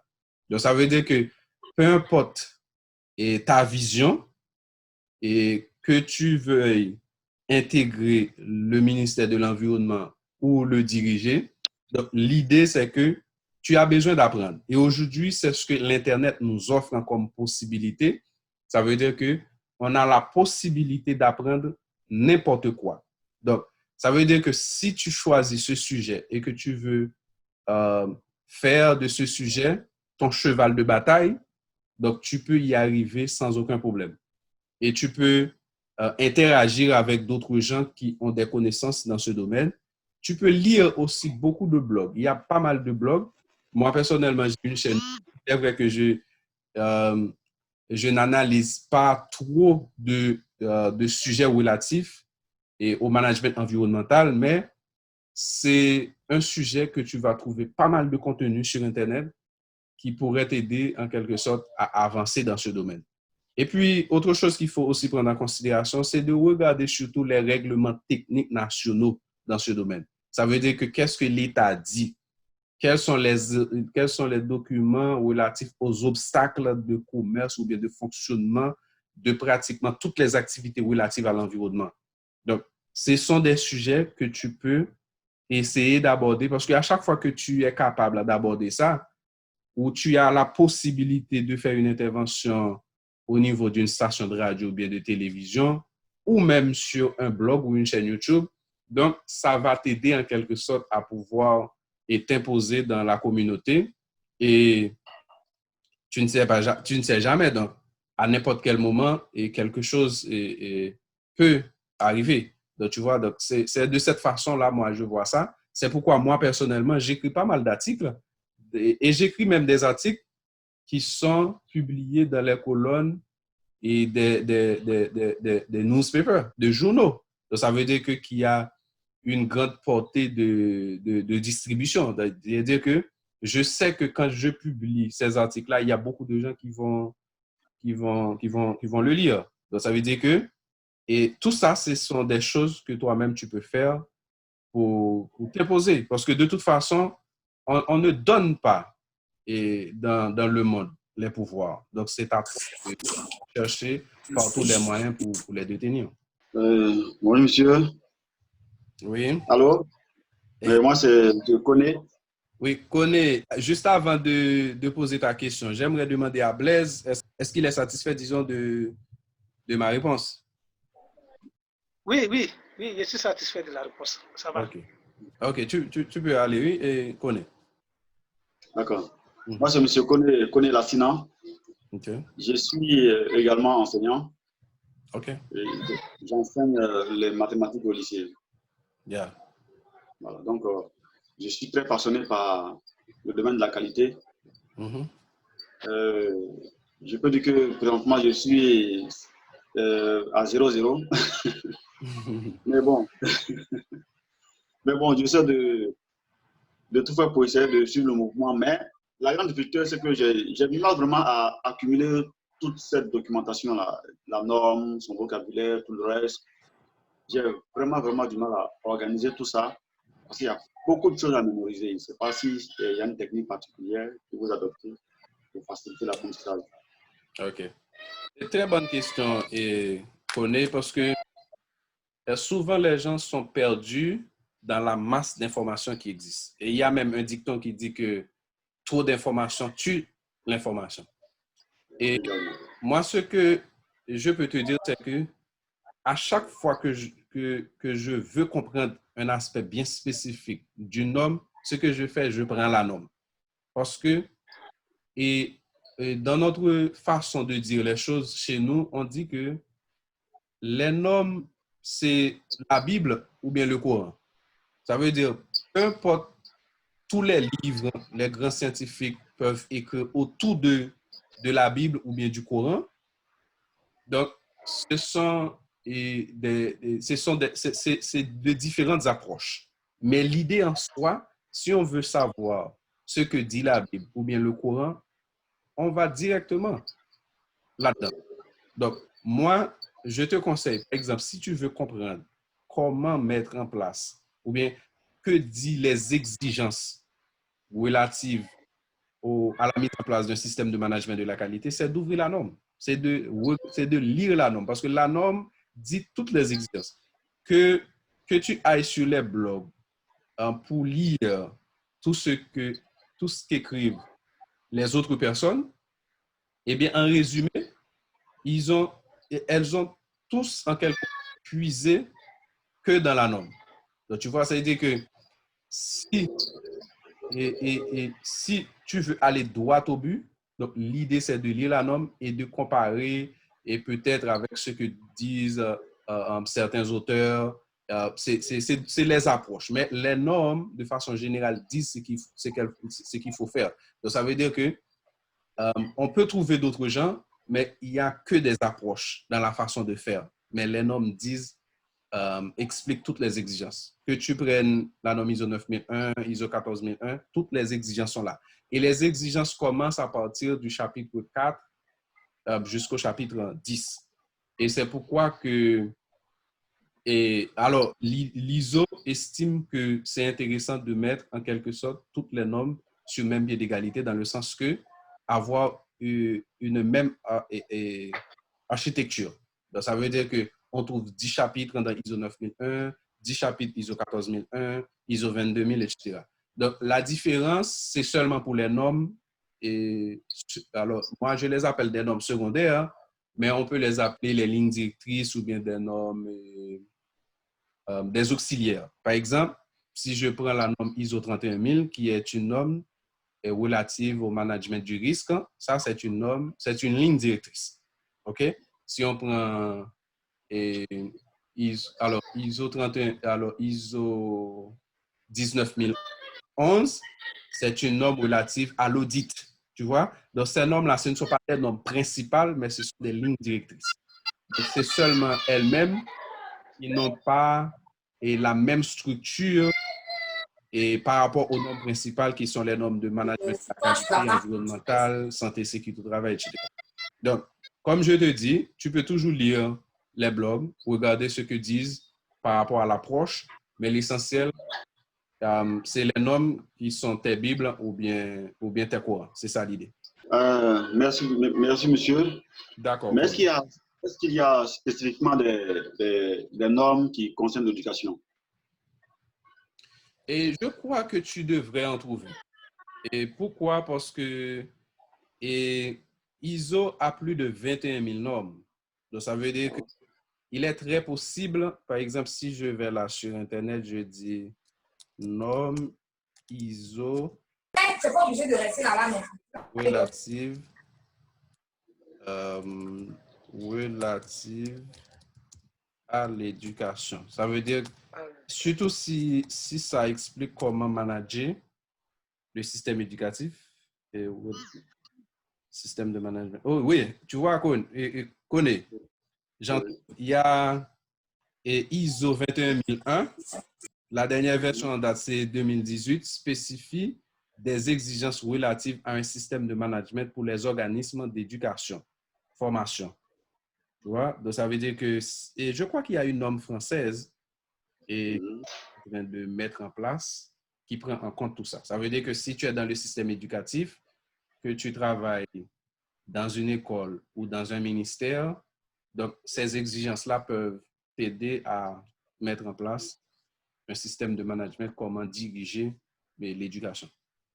Okay. Parce que c'est plus de 21 000 normes, c'est sûr que tous les secteurs d'activité sont représentés. Tout à fait. D'accord, c'est bien noté. D'accord, pas de problème. Merci beaucoup. Je t'en prie. Bonsoir, monsieur. Bonsoir. Excusez-moi, j'ai une préoccupation. Je suis Gaoudé. Ok, Gaoudé. Oui. J'ai déjà une formation en agronomie. Et pour compléter cette formation, je suis en train de faire le management de la qualité. Soro, s'il te plaît, il faut fermer ton micro. Oui, excusez-moi. Les gars, fermez vos micros, s'il vous plaît, ça gêne un peu. Ok. Donc, je voudrais savoir, parmi toutes ces normes-là, c'est quelle norme que je dois vraiment maîtriser pour pouvoir m'orienter dans mon domaine? Pour ne pas quoi? Pour pouvoir m'orienter dans mon domaine, puisque okay. j'ai une formation en agriculture tropicale. Ok, très bien. Et Gaoudé, je pense qu'il y a plusieurs normes et il faut... Alors, je vais dire ce que je connais d'abord. Par exemple, il y a la norme ISO 22000 qui, je vais juste taper ça là encore. ISO 22000, c'est une norme relative au système de management de sécurité alimentaire. OK. La norme ISO 22000 est une norme internationale relative à la sécurité des denrées alimentaires. OK? Et je pense que ça, c'est une norme pour ton secteur d'activité. Et puis, laisse-moi essayer de voir est-ce que je peux trouver une norme relative à l'agriculture, norme relative à l'agriculture. Donc, de toute façon, je peux toujours faire une recherche beaucoup plus approfondie. OK. Il y a une norme qui s'appelle ISO 25119 qui parle des matériels agricoles. Il y a ISO 14001 aussi qui a rapport à la gestion environnementale. Alors, Gaoudé, c'est que pour ton secteur d'activité, ça dépend de quelle orientation que tu veux prendre. Est-ce que tu veux travailler pour l'État? Est-ce que tu veux faire quelque chose ou est-ce que tu veux travailler dans une entreprise? Par exemple, j'ai un ami collègue d'ailleurs qui est agronome. Lui-même, il travaille dans une entreprise qui fait la production d'eau potable. Et donc, il travaille très bien dans la mise en place du système de management de la qualité. Alors, l'idée, c'est quoi? C'est que, et mon approche, c'est que j'aime dire, il est bon de ne pas aller dans trop de normes. Ça veut dire que pour moi, quelqu'un qui choisit de maîtriser 4 ou 5 normes, je pense que c'est assez raisonnable pour trouver des opportunités dans votre secteur d'activité ou bien un secteur d'activité qui est un peu relatif à ton domaine. Ça veut dire que, en tant qu'agronome, si je me suis focus sur la norme ISO 22000 qui a rapport avec tout ce qui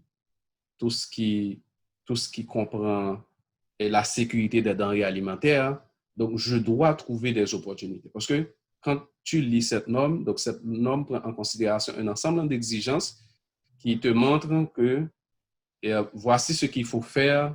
Alors, il y a un dicton qui dit de la fourche à la fourchette, donc qui prend en compte tout ce qui fait dans le jardin jusqu'à la mise en place à table de la nourriture. Donc, ça veut dire que si tu comprends ce process, tu comprends les différentes exigences qui sont faites par la norme. Donc, tu peux voir par rapport à l'environnement dans lequel tu es, dans ton pays ou bien dans ta ville, qu'est-ce qu'il faut améliorer, qu'est-ce qu'on peut faire. Parce que souvent, on a des gens qui nous dirigent, qui sont dans des postes clés. Ils ne sont pas nécessairement incompétents parce qu'ils ne savent pas, mais certaines fois, ce n'est pas ignorance. Donc, ça veut dire que s'ils savaient peut-être que ce genre de choses-là existait, donc ils prendraient en considération ces normes-là. Alors, ça, c'est mon point de vue parce que j'ai eu quand même la chance de travailler avec certains ministères dans mon pays. Tu vois, donc c'est-à-dire que à mon niveau, non seulement que je travaille pour des entreprises privées, j'accompagne, mais aussi je travaille avec l'État de mon pays, le ministère du Commerce, alors je travaille avec le BHN qui est un bureau de normalisation au même titre que Codinome. Donc, je travaille dans plusieurs secteurs d'activité. Par exemple, comme je vous dis, ma compétence de base est en gestion des affaires et management de la qualité, mais ceci n'empêche pas que je travaille avec une entreprise dans la production des denrées alimentaires. Donc, l'idée, c'est de comprendre les normes. Donc, quelles sont les exigences et comment les mettre en place. D'ailleurs, ça va ouvrir en quelque sorte ta façon de penser.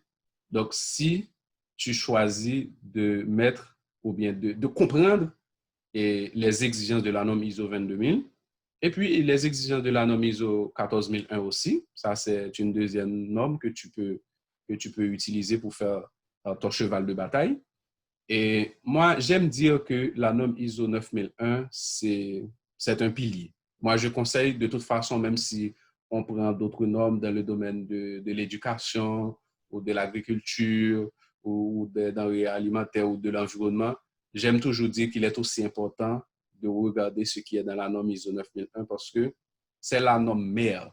Donc, ça veut dire que c'est intéressant quand même de voir comment le management, ça marche aussi. Parce que en tant qu'agronome, tu es appelé à diriger un projet. Donc, ça veut dire que tu vois l'aspect du management. Tu ne vas pas parler que de l'agriculture ou des questions de denrées alimentaires. Donc, il y a l'approche du management qui est toujours là. Et comme j'ai dit tout à l'heure, et dans les dernières versions des différentes normes, il y a toujours l'aspect du management. Par exemple, quand tu regardes dans les premiers chapitres de la norme ISO 22000, tu vas voir la responsabilité de la direction et les thèmes comme gouvernance sont toujours là.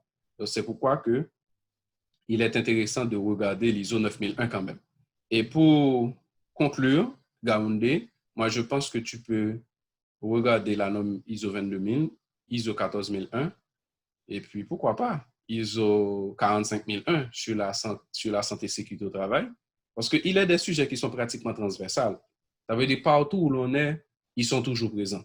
Parce que l'on veut ou non, la sécurité est pratiquement partout, donc il faut prendre ça en considération. Je ne sais pas si j'ai bien répondu à ta question. Oui, merci bien, monsieur. D'accord, il n'y a pas de quoi. Ouais. Ça veut dire que c'est un domaine qui m'intéresse. Et puis, je me suis formé, donc j'ai pris des formations. Et avec des années, on a fondé une association, qui c'est l'Association haïtienne pour le management de la qualité, qui c'est AMAC. Et je ne sais pas si c'est en Côte d'Ivoire. Je crois que vous avez une formation qui s'appelle ABMAC. Non, c'est Burkinabé. C'est association parce que j'ai rencontré ce type-là lors d'un sommet international où je représentais mon pays. Donc, on a discuté, je crois qu'il s'appelle Justin Bailly, une chose comme ça. Donc, c'était ça. Donc, je commençais et puis on a créé l'association. On faisait de la promotion de la qualité. On fait beaucoup de présentations pour les étudiants à l'université. On va pratiquement à travers tout le pays. Donc, on fait des présentations pour des entreprises. On participait à des forums, des choses comme ça. Donc, on essayait en quelque sorte, je dirais, de faire comprendre à plus de gens que possible le concept de la qualité. Parce que c'était un concept, disons, qui ne faisait même pas partir du vocabulaire des gens. Donc, ça veut dire qu'on estimait que c'était intéressant de vulgariser ça. Et c'est comme ça on a pris beaucoup d'expérience. Et je crois que c'était en 2014, lorsque l'ONUDI nous contactait pour que nous puissions devenir son consultant. Donc, on a fait une évaluation, on a sélectionné une 60aine de personnes, des choses comme ça. Donc, et puis, sur ces 60 personnes, c'était 6 personnes qui avaient été retenues. Et parmi ces personnes, j'étais une. Donc, on était devenu consultant pour l'ONUDI auprès d'autres entreprises. Et comme ça, on a fait plusieurs contrats, ainsi de suite. Et donc, l'idée, c'est que s'ils ne savaient pas qu'on était capable de le faire, donc on ne nous prendrait pas. Parce que généralement, ce qui se faisait avant, c'est qu'on faisait venir des experts internationaux pour accompagner les entreprises. Mais maintenant, il est vrai qu'il y a toujours des experts internationaux qui viennent au pays, mais c'est surtout pour des choses relatives à la certification, à l'accréditation des laboratoires, des choses comme ça, mais pour l'accompagnement des entreprises en tant que telles et pour la mise en place de systèmes de management de la qualité, environnement, santé, sécurité au travail. Donc, on a pratiquement constitué une équipe de consultants locaux qui peuvent faire ça. Donc, et en gros, c'est ça. Et je ne sais pas s'il y a d'autres interventions avant de terminer, parce que là, je crois qu'on a déjà 1h40, alors que je pensais que le lien allait couper. J'ai une préoccupation aussi. Je voulais savoir un peu la consultance et puis et l'audit. Quelle est la différence? La consultance et quoi? La consultance et un auditeur. Ah, ok. Bon, alors la différence, c'est quoi? C'est que un consultant peut être un auditeur. OK? Mais généralement, les auditeurs ne font pas office de consultant. Mais ça ne veut pas dire que ce n'est pas possible. Par exemple, moi, alors j'ai choisi de faire ce métier en accompagnant des entreprises au lieu d'être un auditeur. Il est vrai que j'ai pris la formation de certification, donc je suis un auditeur aussi. Ça veut dire que s'il y a une entreprise qui veut faire une évaluation de son système, moi, je peux le faire. Mais je ne suis pas auditeur accrédité dans le sens par un organisme d'accréditation où je suis allé régulièrement faire ce qu'on appelle des audits de certification pour des organismes. Non, je ne fais pas ce choix. D'ailleurs, il est très intéressant de prendre la formation, par exemple, si vous voulez être certifié IRCA, des choses comme ça. Donc, ça vous donne en quelque sorte assez de bagages pour que vous puissiez accompagner convenablement une entreprise. Mais comme je vous dis, je ne dis pas que ce n'est pas possible, mais généralement, je vois que les auditeurs qui sont accrédités, ils ne font pas réellement de consultation. D'ailleurs, beaucoup d'entre eux travaillent à temps plein, contrairement à moi-même et mon collègue. Donc, nous travaillons et sur la mise en place du système de management de la qualité. Nous faisons des évaluations. D'ailleurs, dans le processus même de la mise en place du système de management de la qualité, la première chose, c'est un audit. Donc, c'est un audit diagnostique. Donc, si vous ne savez pas comment faire, donc, et ce sera difficile de le faire. Donc, c'est pourquoi que moi, je recommande que si on est consultant, il est bon d'avoir une formation en tant qu'auditeur. Même si, et je ne suis pas sûr que tous les auditeurs sont des consultants, dépendamment de à quel titre on est affecté, surtout si on est affecté à un organisme de certification. Ok, merci. D'accord. Et je pense que tout le monde a parlé. Ah, on a une femme qui est à gauche de mon écran et malheureusement, je ne vois pas son nom.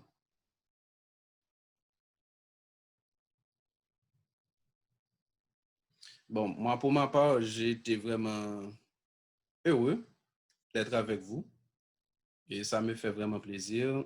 Et c'est quelque chose que je fais tout le temps. Et certaines fois, bon, je le fais généralement sur Paris particulièrement, mais je peux dire que c'est pour la première fois que je le fais au niveau de mon continent. Alors, moi, je dis mon continent parce que de l'histoire, je sais que tous les Haïtiens viennent de l'Afrique, tu vois. Donc, c'est-à-dire que... Et c'est pourquoi que je réclame l'Afrique comme mon continent. Il est vrai que je n'ai jamais eu la chance de visiter l'Afrique, mais je dis souvent que c'est mon continent. Et pour moi, c'est un plaisir. Et si jamais vous estimez que ma présentation a été bonne, et n'hésitez pas à me contacter à chaque fois que vous le vouliez. Alors, je vois, il y a 4 personnes qui veulent rentrer. OK? Je les ajoute, peut-être qu'elles avaient... OK. OK. Maintenant, on est 12. Alors, Augustin, je ne sais pas si tu es là, parce que vous aviez demandé d'être ajouté. Voilà, je suis revenu, je suis OK. connecté. Bon, malheureusement, je ne manipule pas trop bien, sinon je pourrais faire quelque chose pour que vous puissiez rentrer facilement sans me demander de vous ajouter. D'accord. J'avais eu une interruption de connexion lorsque j'ai posé ma question et puis vous étiez en train de répondre et puis ça s'est coupé. Oh. Donc, du coup, je n'ai rien entendu du tout. OK. Bon, je vais poser la question concernant concernant la description des processus au niveau de votre phase, de la phase conceptuelle. Ah, vous vous rappelez, ça fait longtemps. Vous étiez en train de répondre et ça s'est coupé. Donc, je suis du coup allé me prendre des unités pour me recharger et puis revenir. OK. Ouais, ça fait quelque temps. Alors, la question, c'était la phase de conception, c'est ça? Oui, c'est ça. C'était concernant la description des processus. Je voulais savoir si les responsables qualité devaient décrire ces processus lui-même. Ah, OK. Se pencher plus sur l'équipe projet afin de définir les différents processus. Et est-ce qu'il y avait un logiciel qui permettait de faciliter, si c'était le cas, de faire seulement, de travailler seul, si c'était le cas, est-ce qu'il y avait un logiciel permettant de faciliter l'approche processus, la description des processus par rapport au SMQ mis en place. OK. Et alors, ce que je disais tout à l'heure quand tu n'étais pas là, le responsable qualité, moi, je dis souvent, c'est le chef de l'équipe. Il est le leader, il est là pour s'assurer à ce que toutes les choses se fassent convenablement. Il n'est pas obligé de décrire le processus lui-même. Et il est pratiquement le pilote d'un processus qui est le processus de la gestion même du système de management de la qualité. Donc, ça veut dire que, comme je disais, toutes les personnes dans l'équipe ne sont pas au même niveau de compétence. Donc, ça veut dire, et c'est pourquoi qu'on a une équipe. Donc, une personne qui ne se sent pas à l'aise ou du moins qui n'a pas toutes les compétences requises peut être aidée par l'équipe. Donc, ça veut dire que d'où la nécessité d'avoir le responsable à qualité comme chef de l'équipe. Donc, en tant que responsable qualité, sa principale responsabilité, c'est surtout de s'assurer que les choses fonctionnent convenablement et que les échéances sont respectées et que la mise en application du plan d'action est faite convenablement. C'est ça la principale responsabilité du responsable à qualité. Peut-être, et certaines fois, le responsable à qualité fait aussi office de représentant de la direction. C'est un concept qu'on n'utilise presque plus, mais pour de grandes entreprises, c'est pratiquement toujours le mieux de travailler sur un logiciel pareil qui faciliterait la description des processus ou bien la mise en place même du système de management de la qualité de façon générale à travers un logiciel comme QualiWorks, il y a QualiPro aussi. C'est des choses que j'ai testées moi-même parce que certains d'entre eux m'ont contacté pour qu'on puisse faire des séances de tests. Donc, on a fait. Je vois ce qui est beaucoup plus performant que d'autres. Mais c'est intéressant et je connais l'exemple de l'ordinateur qu'on utilise aujourd'hui.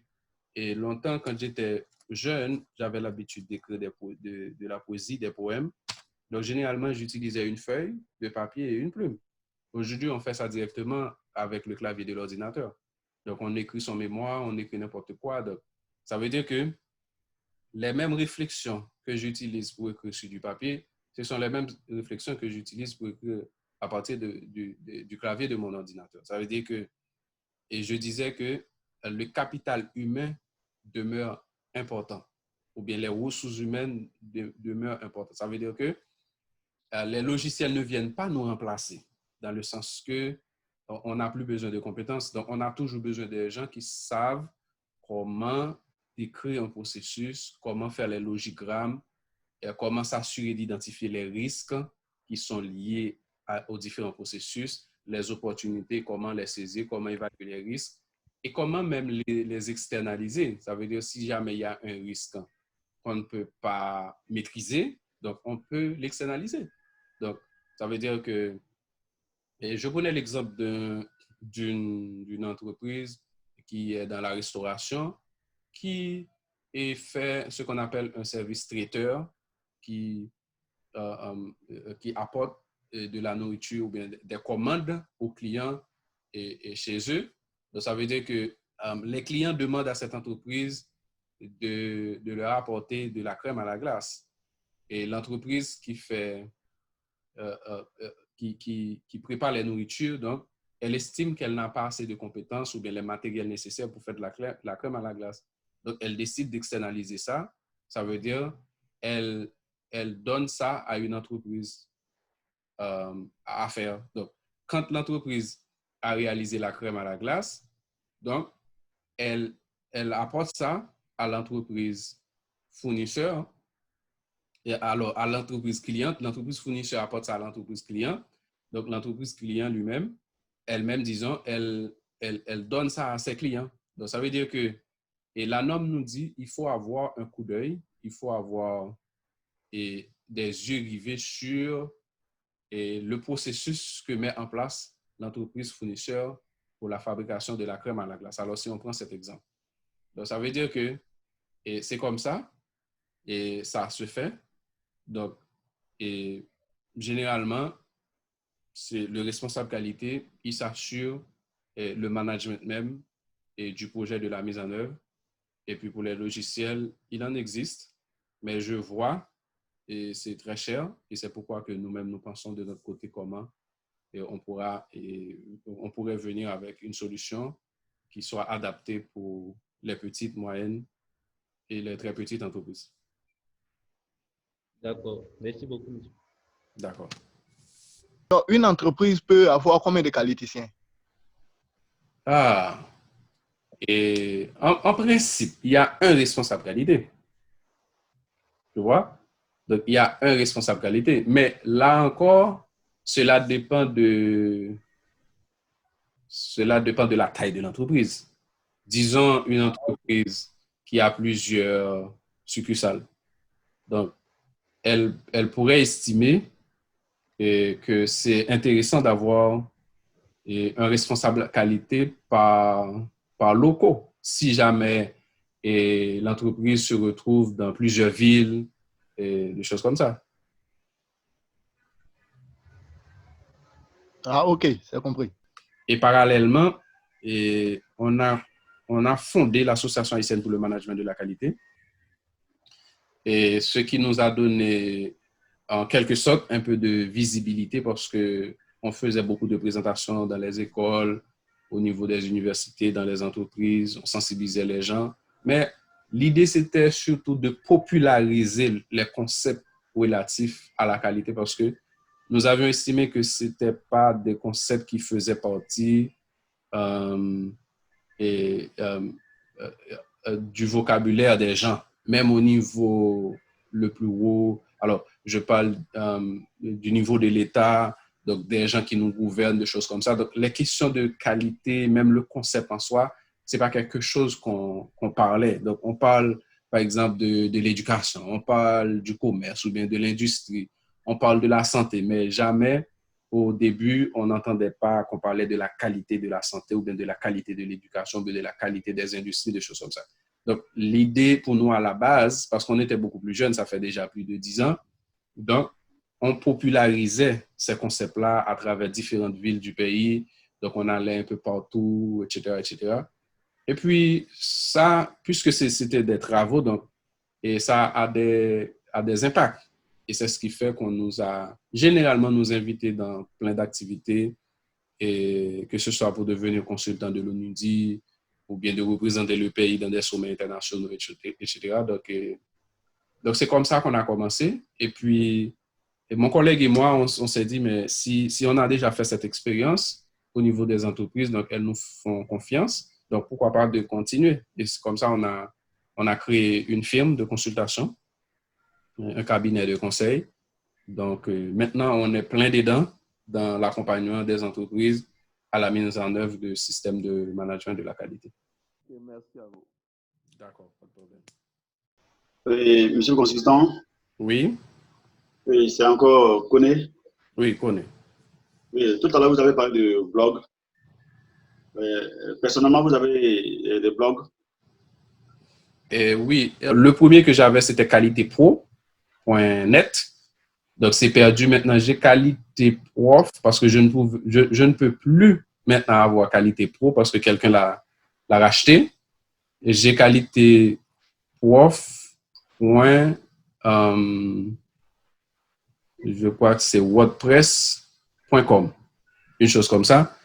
Et puis, donc, c'est là que je publiais quelques articles. Mais je publie aussi sur LinkedIn, sur mon compte LinkedIn. Si tu tapes mon nom Marc et D.Saint-Ange, et tu vas me trouver. Mais je publie aussi dans les journaux locaux. Et il y a un journal local dans lequel je publie des articles, et parce que c'est un journal à fort tirage. Donc, c'est là que je fais passer mes points de vue sur le fonctionnement de la société par rapport à la qualité. Parce que puisqu'on sait déjà que la qualité est transversale, donc ça veut dire que dans tous les secteurs d'activité, si on regarde bien, on va voir qu'il y a beaucoup de problèmes qualité. Qu'il s'agit de la santé, et c'est pourquoi il y a la madame qui a posé la question tout à l'heure, qui est agronome. Donc, si on va dans l'agronomie, on va dans l'agriculture, si on va dans les denrées alimentaires de façon générale, parce que beaucoup de nos pays, il y a beaucoup d'importations, donc on importe n'importe quoi. Qui sait ce qu'on importe sont de produits de qualité? Donc, tu vois, il y a tout un système qu'on peut remettre en question. Même nos différents laboratoires, il faut savoir, par exemple, s'il y a quelque chose qui entre au pays, donc il faut savoir est-ce que c'est des choses qui sont vraiment de qualité. Moi, dans mes articles, certaines fois, je suis un petit peu provocateur parce que je pose des interrogations qui sont pertinentes parce que je même mets en accusation certaines institutions d'État. Parce qu'il y a des institutions qui sont placées pour faire ce genre de travaux, mais pourquoi elles ne les font pas? Donc, tu vois, c'est-à-dire que donc, je fais des réflexions en profondeur sur certains aspects. Et à chaque fois que je publie des articles, c'est-à-dire si tu vas sur Google, tu tapes mon nom aussi, tu devrais trouver des articles que j'ai publiés. Et parce que la qualité, c'est une aventure extrêmement importante. Au-delà même de trouver un emploi au niveau de l'entreprise, il y a plusieurs aspects qu'on peut voir, comment on peut exploiter au niveau de la qualité. Parce que ça peut quand même booster notre carrière, non pas seulement en tant qu'employé dans une entreprise, mais aussi dans la vie sociale même de notre entreprise. Ça c'est mon approche, mais tout le monde ne va pas dans ce sens-là. Mais c'est de cette façon que je comprends ça. Parce que moi, pendant que je vous dis ça, je travaille avec des associations de protection du consommateur. Je leur donne des idées comment elles-mêmes, elles peuvent attaquer le gouvernement. Quand je dis attaquer le gouvernement, c'est de remettre en question les causes sociales. Donc, des sujets qui sont pertinents. Parce que si je mets mon argent dans un fast-food, dans un restaurant, il faut m'assurer que ce que j'achète est de qualité et que je ne sois pas contaminé de n'importe quoi. Donc, il est vrai qu'on a une question des virus aujourd'hui qui attire l'attention, mais bien avant ça, les virus existaient déjà. Donc, ça veut dire que tout ça, c'est des choses qu'il faut prendre en considération. Par exemple, dans mon pays, il y a une lutte que je mène et qui me donne à la fois, c'est quelque chose qui fait que d'autres gens me connaissent, mais aussi qui permet aussi que des personnes ne veulent pas voir l'évolution de mes activités. Par exemple, il y a la question de l'eau potable. C'est quelque chose que je critique amèrement parce que j'estime que le gouvernement y est impliqué. Donc, pourquoi pas? Et pourquoi est-ce que le gouvernement laisse les questions de l'eau potable entre les mains de n'importe qui? Donc, quelle est la responsabilité de l'État? Quelle est la responsabilité du gouvernement? Mais ceci n'empêche pas que je travaille avec eux. Je travaille aussi avec le secteur privé. D'ailleurs, les entreprises sont du secteur privé. Donc, tu vois, c'est-à-dire qu'au niveau du BHN, le Bureau haïtien de normalisation, qui est pratiquement au même titre que Codinorm, donc je travaille avec eux. Tu vois? Donc, maintenant, on travaille sur des normes. Parce que moi aussi, je suis membre de comité technique national. Par exemple, je suis membre de comité technique sur la question du tourisme, hôtellerie et restauration. Donc, tout ce qui a rapport avec l'agroalimentaire, c'est des sujets dans lesquels je me suis vraiment impliqué. Donc, c'est ça. C'est un conseil que j'aimerais que vous nous apportez. En tant qu'étudiant en qualité, on aspire, nous sommes une promotion, je ne sais pas si M. Auguste vous en a parlé, nous sommes une promotion d'étudiants en qualité. Donc, en tant qu'étudiant en qualité, on aspire à être de bons qualiticiens. Donc, vu que vous avez au moins 10 ans d'expérience dans le domaine, quels conseils vous pouvez nous donner afin d'être vraiment, de maîtriser tous les rouages de la qualité, afin de vraiment vivre la qualité? Et puis, deuxième, voilà, d'abord ça, quel conseil vous pouvez nous donner? Parce que là, on se jette dans le domaine, il y a plusieurs, on entend plusieurs choses qui nous intéressent, on voit que c'est vraiment passionnant, mais après ça, il y a beaucoup comme vous avez dit, il y a beaucoup d'ouverture, il y a beaucoup là, c'est comme une base, par exemple, d'où tu vas, ça va être un peu compliqué. C'est vrai qu'il faut maîtriser les normes et autres et tout, mais quel conseil OK. Moi, je vais être très direct avec toi. Et moi, j'ai une approche scientifique. À chaque fois que j'apprends une chose, j'essaie de la mettre en application. Et c'est sûr qu'au début, on va faire des erreurs, il n'y a pas de doute là-dessus, mais on essaie de corriger. Rien que le processus de la mise en œuvre du système de management de la qualité prévoit ça. Je crois que c'est dans le chapitre 10 de la norme ISO 9001, il parle de l'amélioration continue. Donc, ça veut dire que, et il est vrai que je ne suis, alors, j'essaie de me mettre à ta place, il est vrai que je n'ai pas une connaissance approfondie des normes et comment faire ça, comment mettre en application, etc., etc., mais je peux dire que la première étape, c'est surtout d'apprendre, de lire les normes, comme j'ai donné au début cette idée. Alors, l'idée, c'est que tu vas voir beaucoup de sujets sur Internet. Il y a pas mal de blogs, il y a pas mal de sites qui traitent les différents sujets relatifs à la qualité. Mais moi-même, personnellement, je trouve qu'il y a beaucoup d'approches, mais il n'y a pas réellement une étape méthodique qui vous montre comment mettre ça en application. Et c'est pourquoi moi, personnellement, je suis en train de travailler sur une formation que je vais mettre sur des plateformes pour des gens qui veulent s'initier, des choses comme ça. Et alors, l'idée, c'est quoi? C'est de lire, c'est d'apprendre. C'est de lire parce que c'est la meilleure façon d'apprendre. C'est de lire. Et une fois qu'on lit, il est bon de partager. Par exemple, rien qu'entre vous, si par exemple, vous voulez présenter un sujet quelconque, vous pouvez m'inviter. Par exemple, comme nous tous, nous sommes réunis là. Donc, vous faites la présentation, je peux être là, j'assiste à la présentation. Et puis, si jamais je dois apporter une idée, une réflexion, des choses comme ça, donc je pourrais le faire. Donc, l'idée, c'est quoi? C'est qu'il faut apprendre et il faut appliquer ce qu'on apprend. Et même si on n'a pas encore la possibilité d'appliquer ça dans une entreprise à proprement parler, mais rien que de partager ça avec les autres, c'est déjà quelque chose d'intéressant.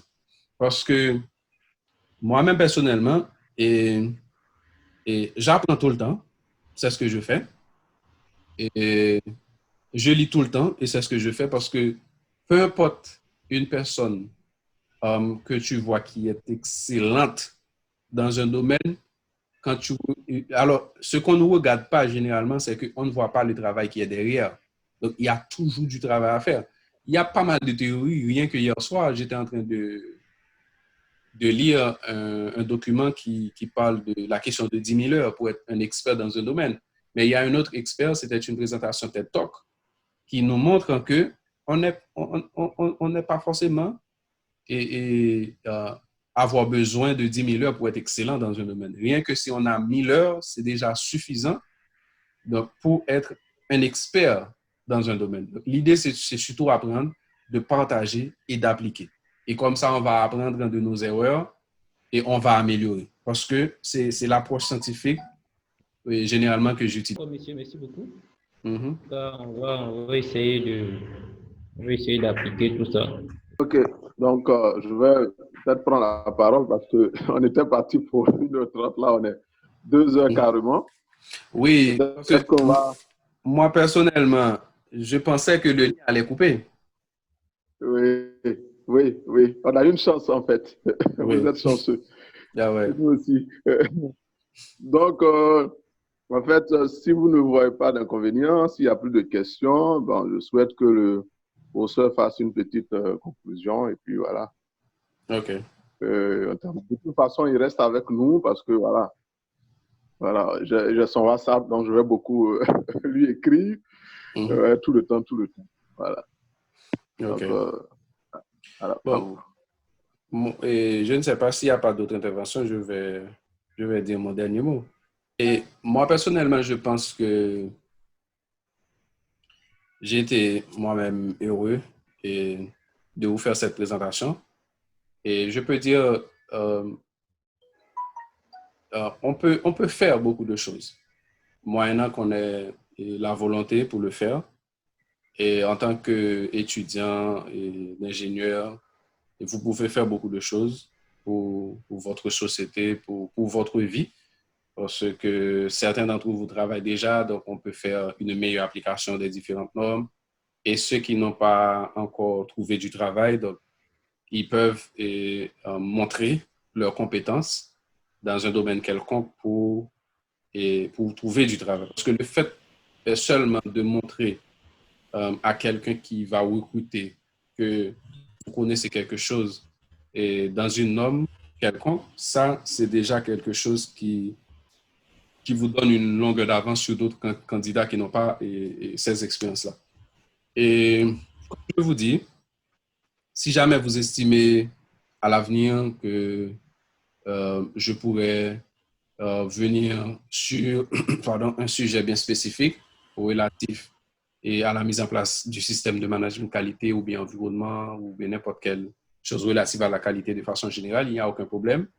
Et si certains d'entre vous seraient intéressés à faire une présentation et que vous vouliez que je participe et assiste avec vous, il n'y a aucun problème. Et comme ça, je pense qu'on pourra avancer ensemble.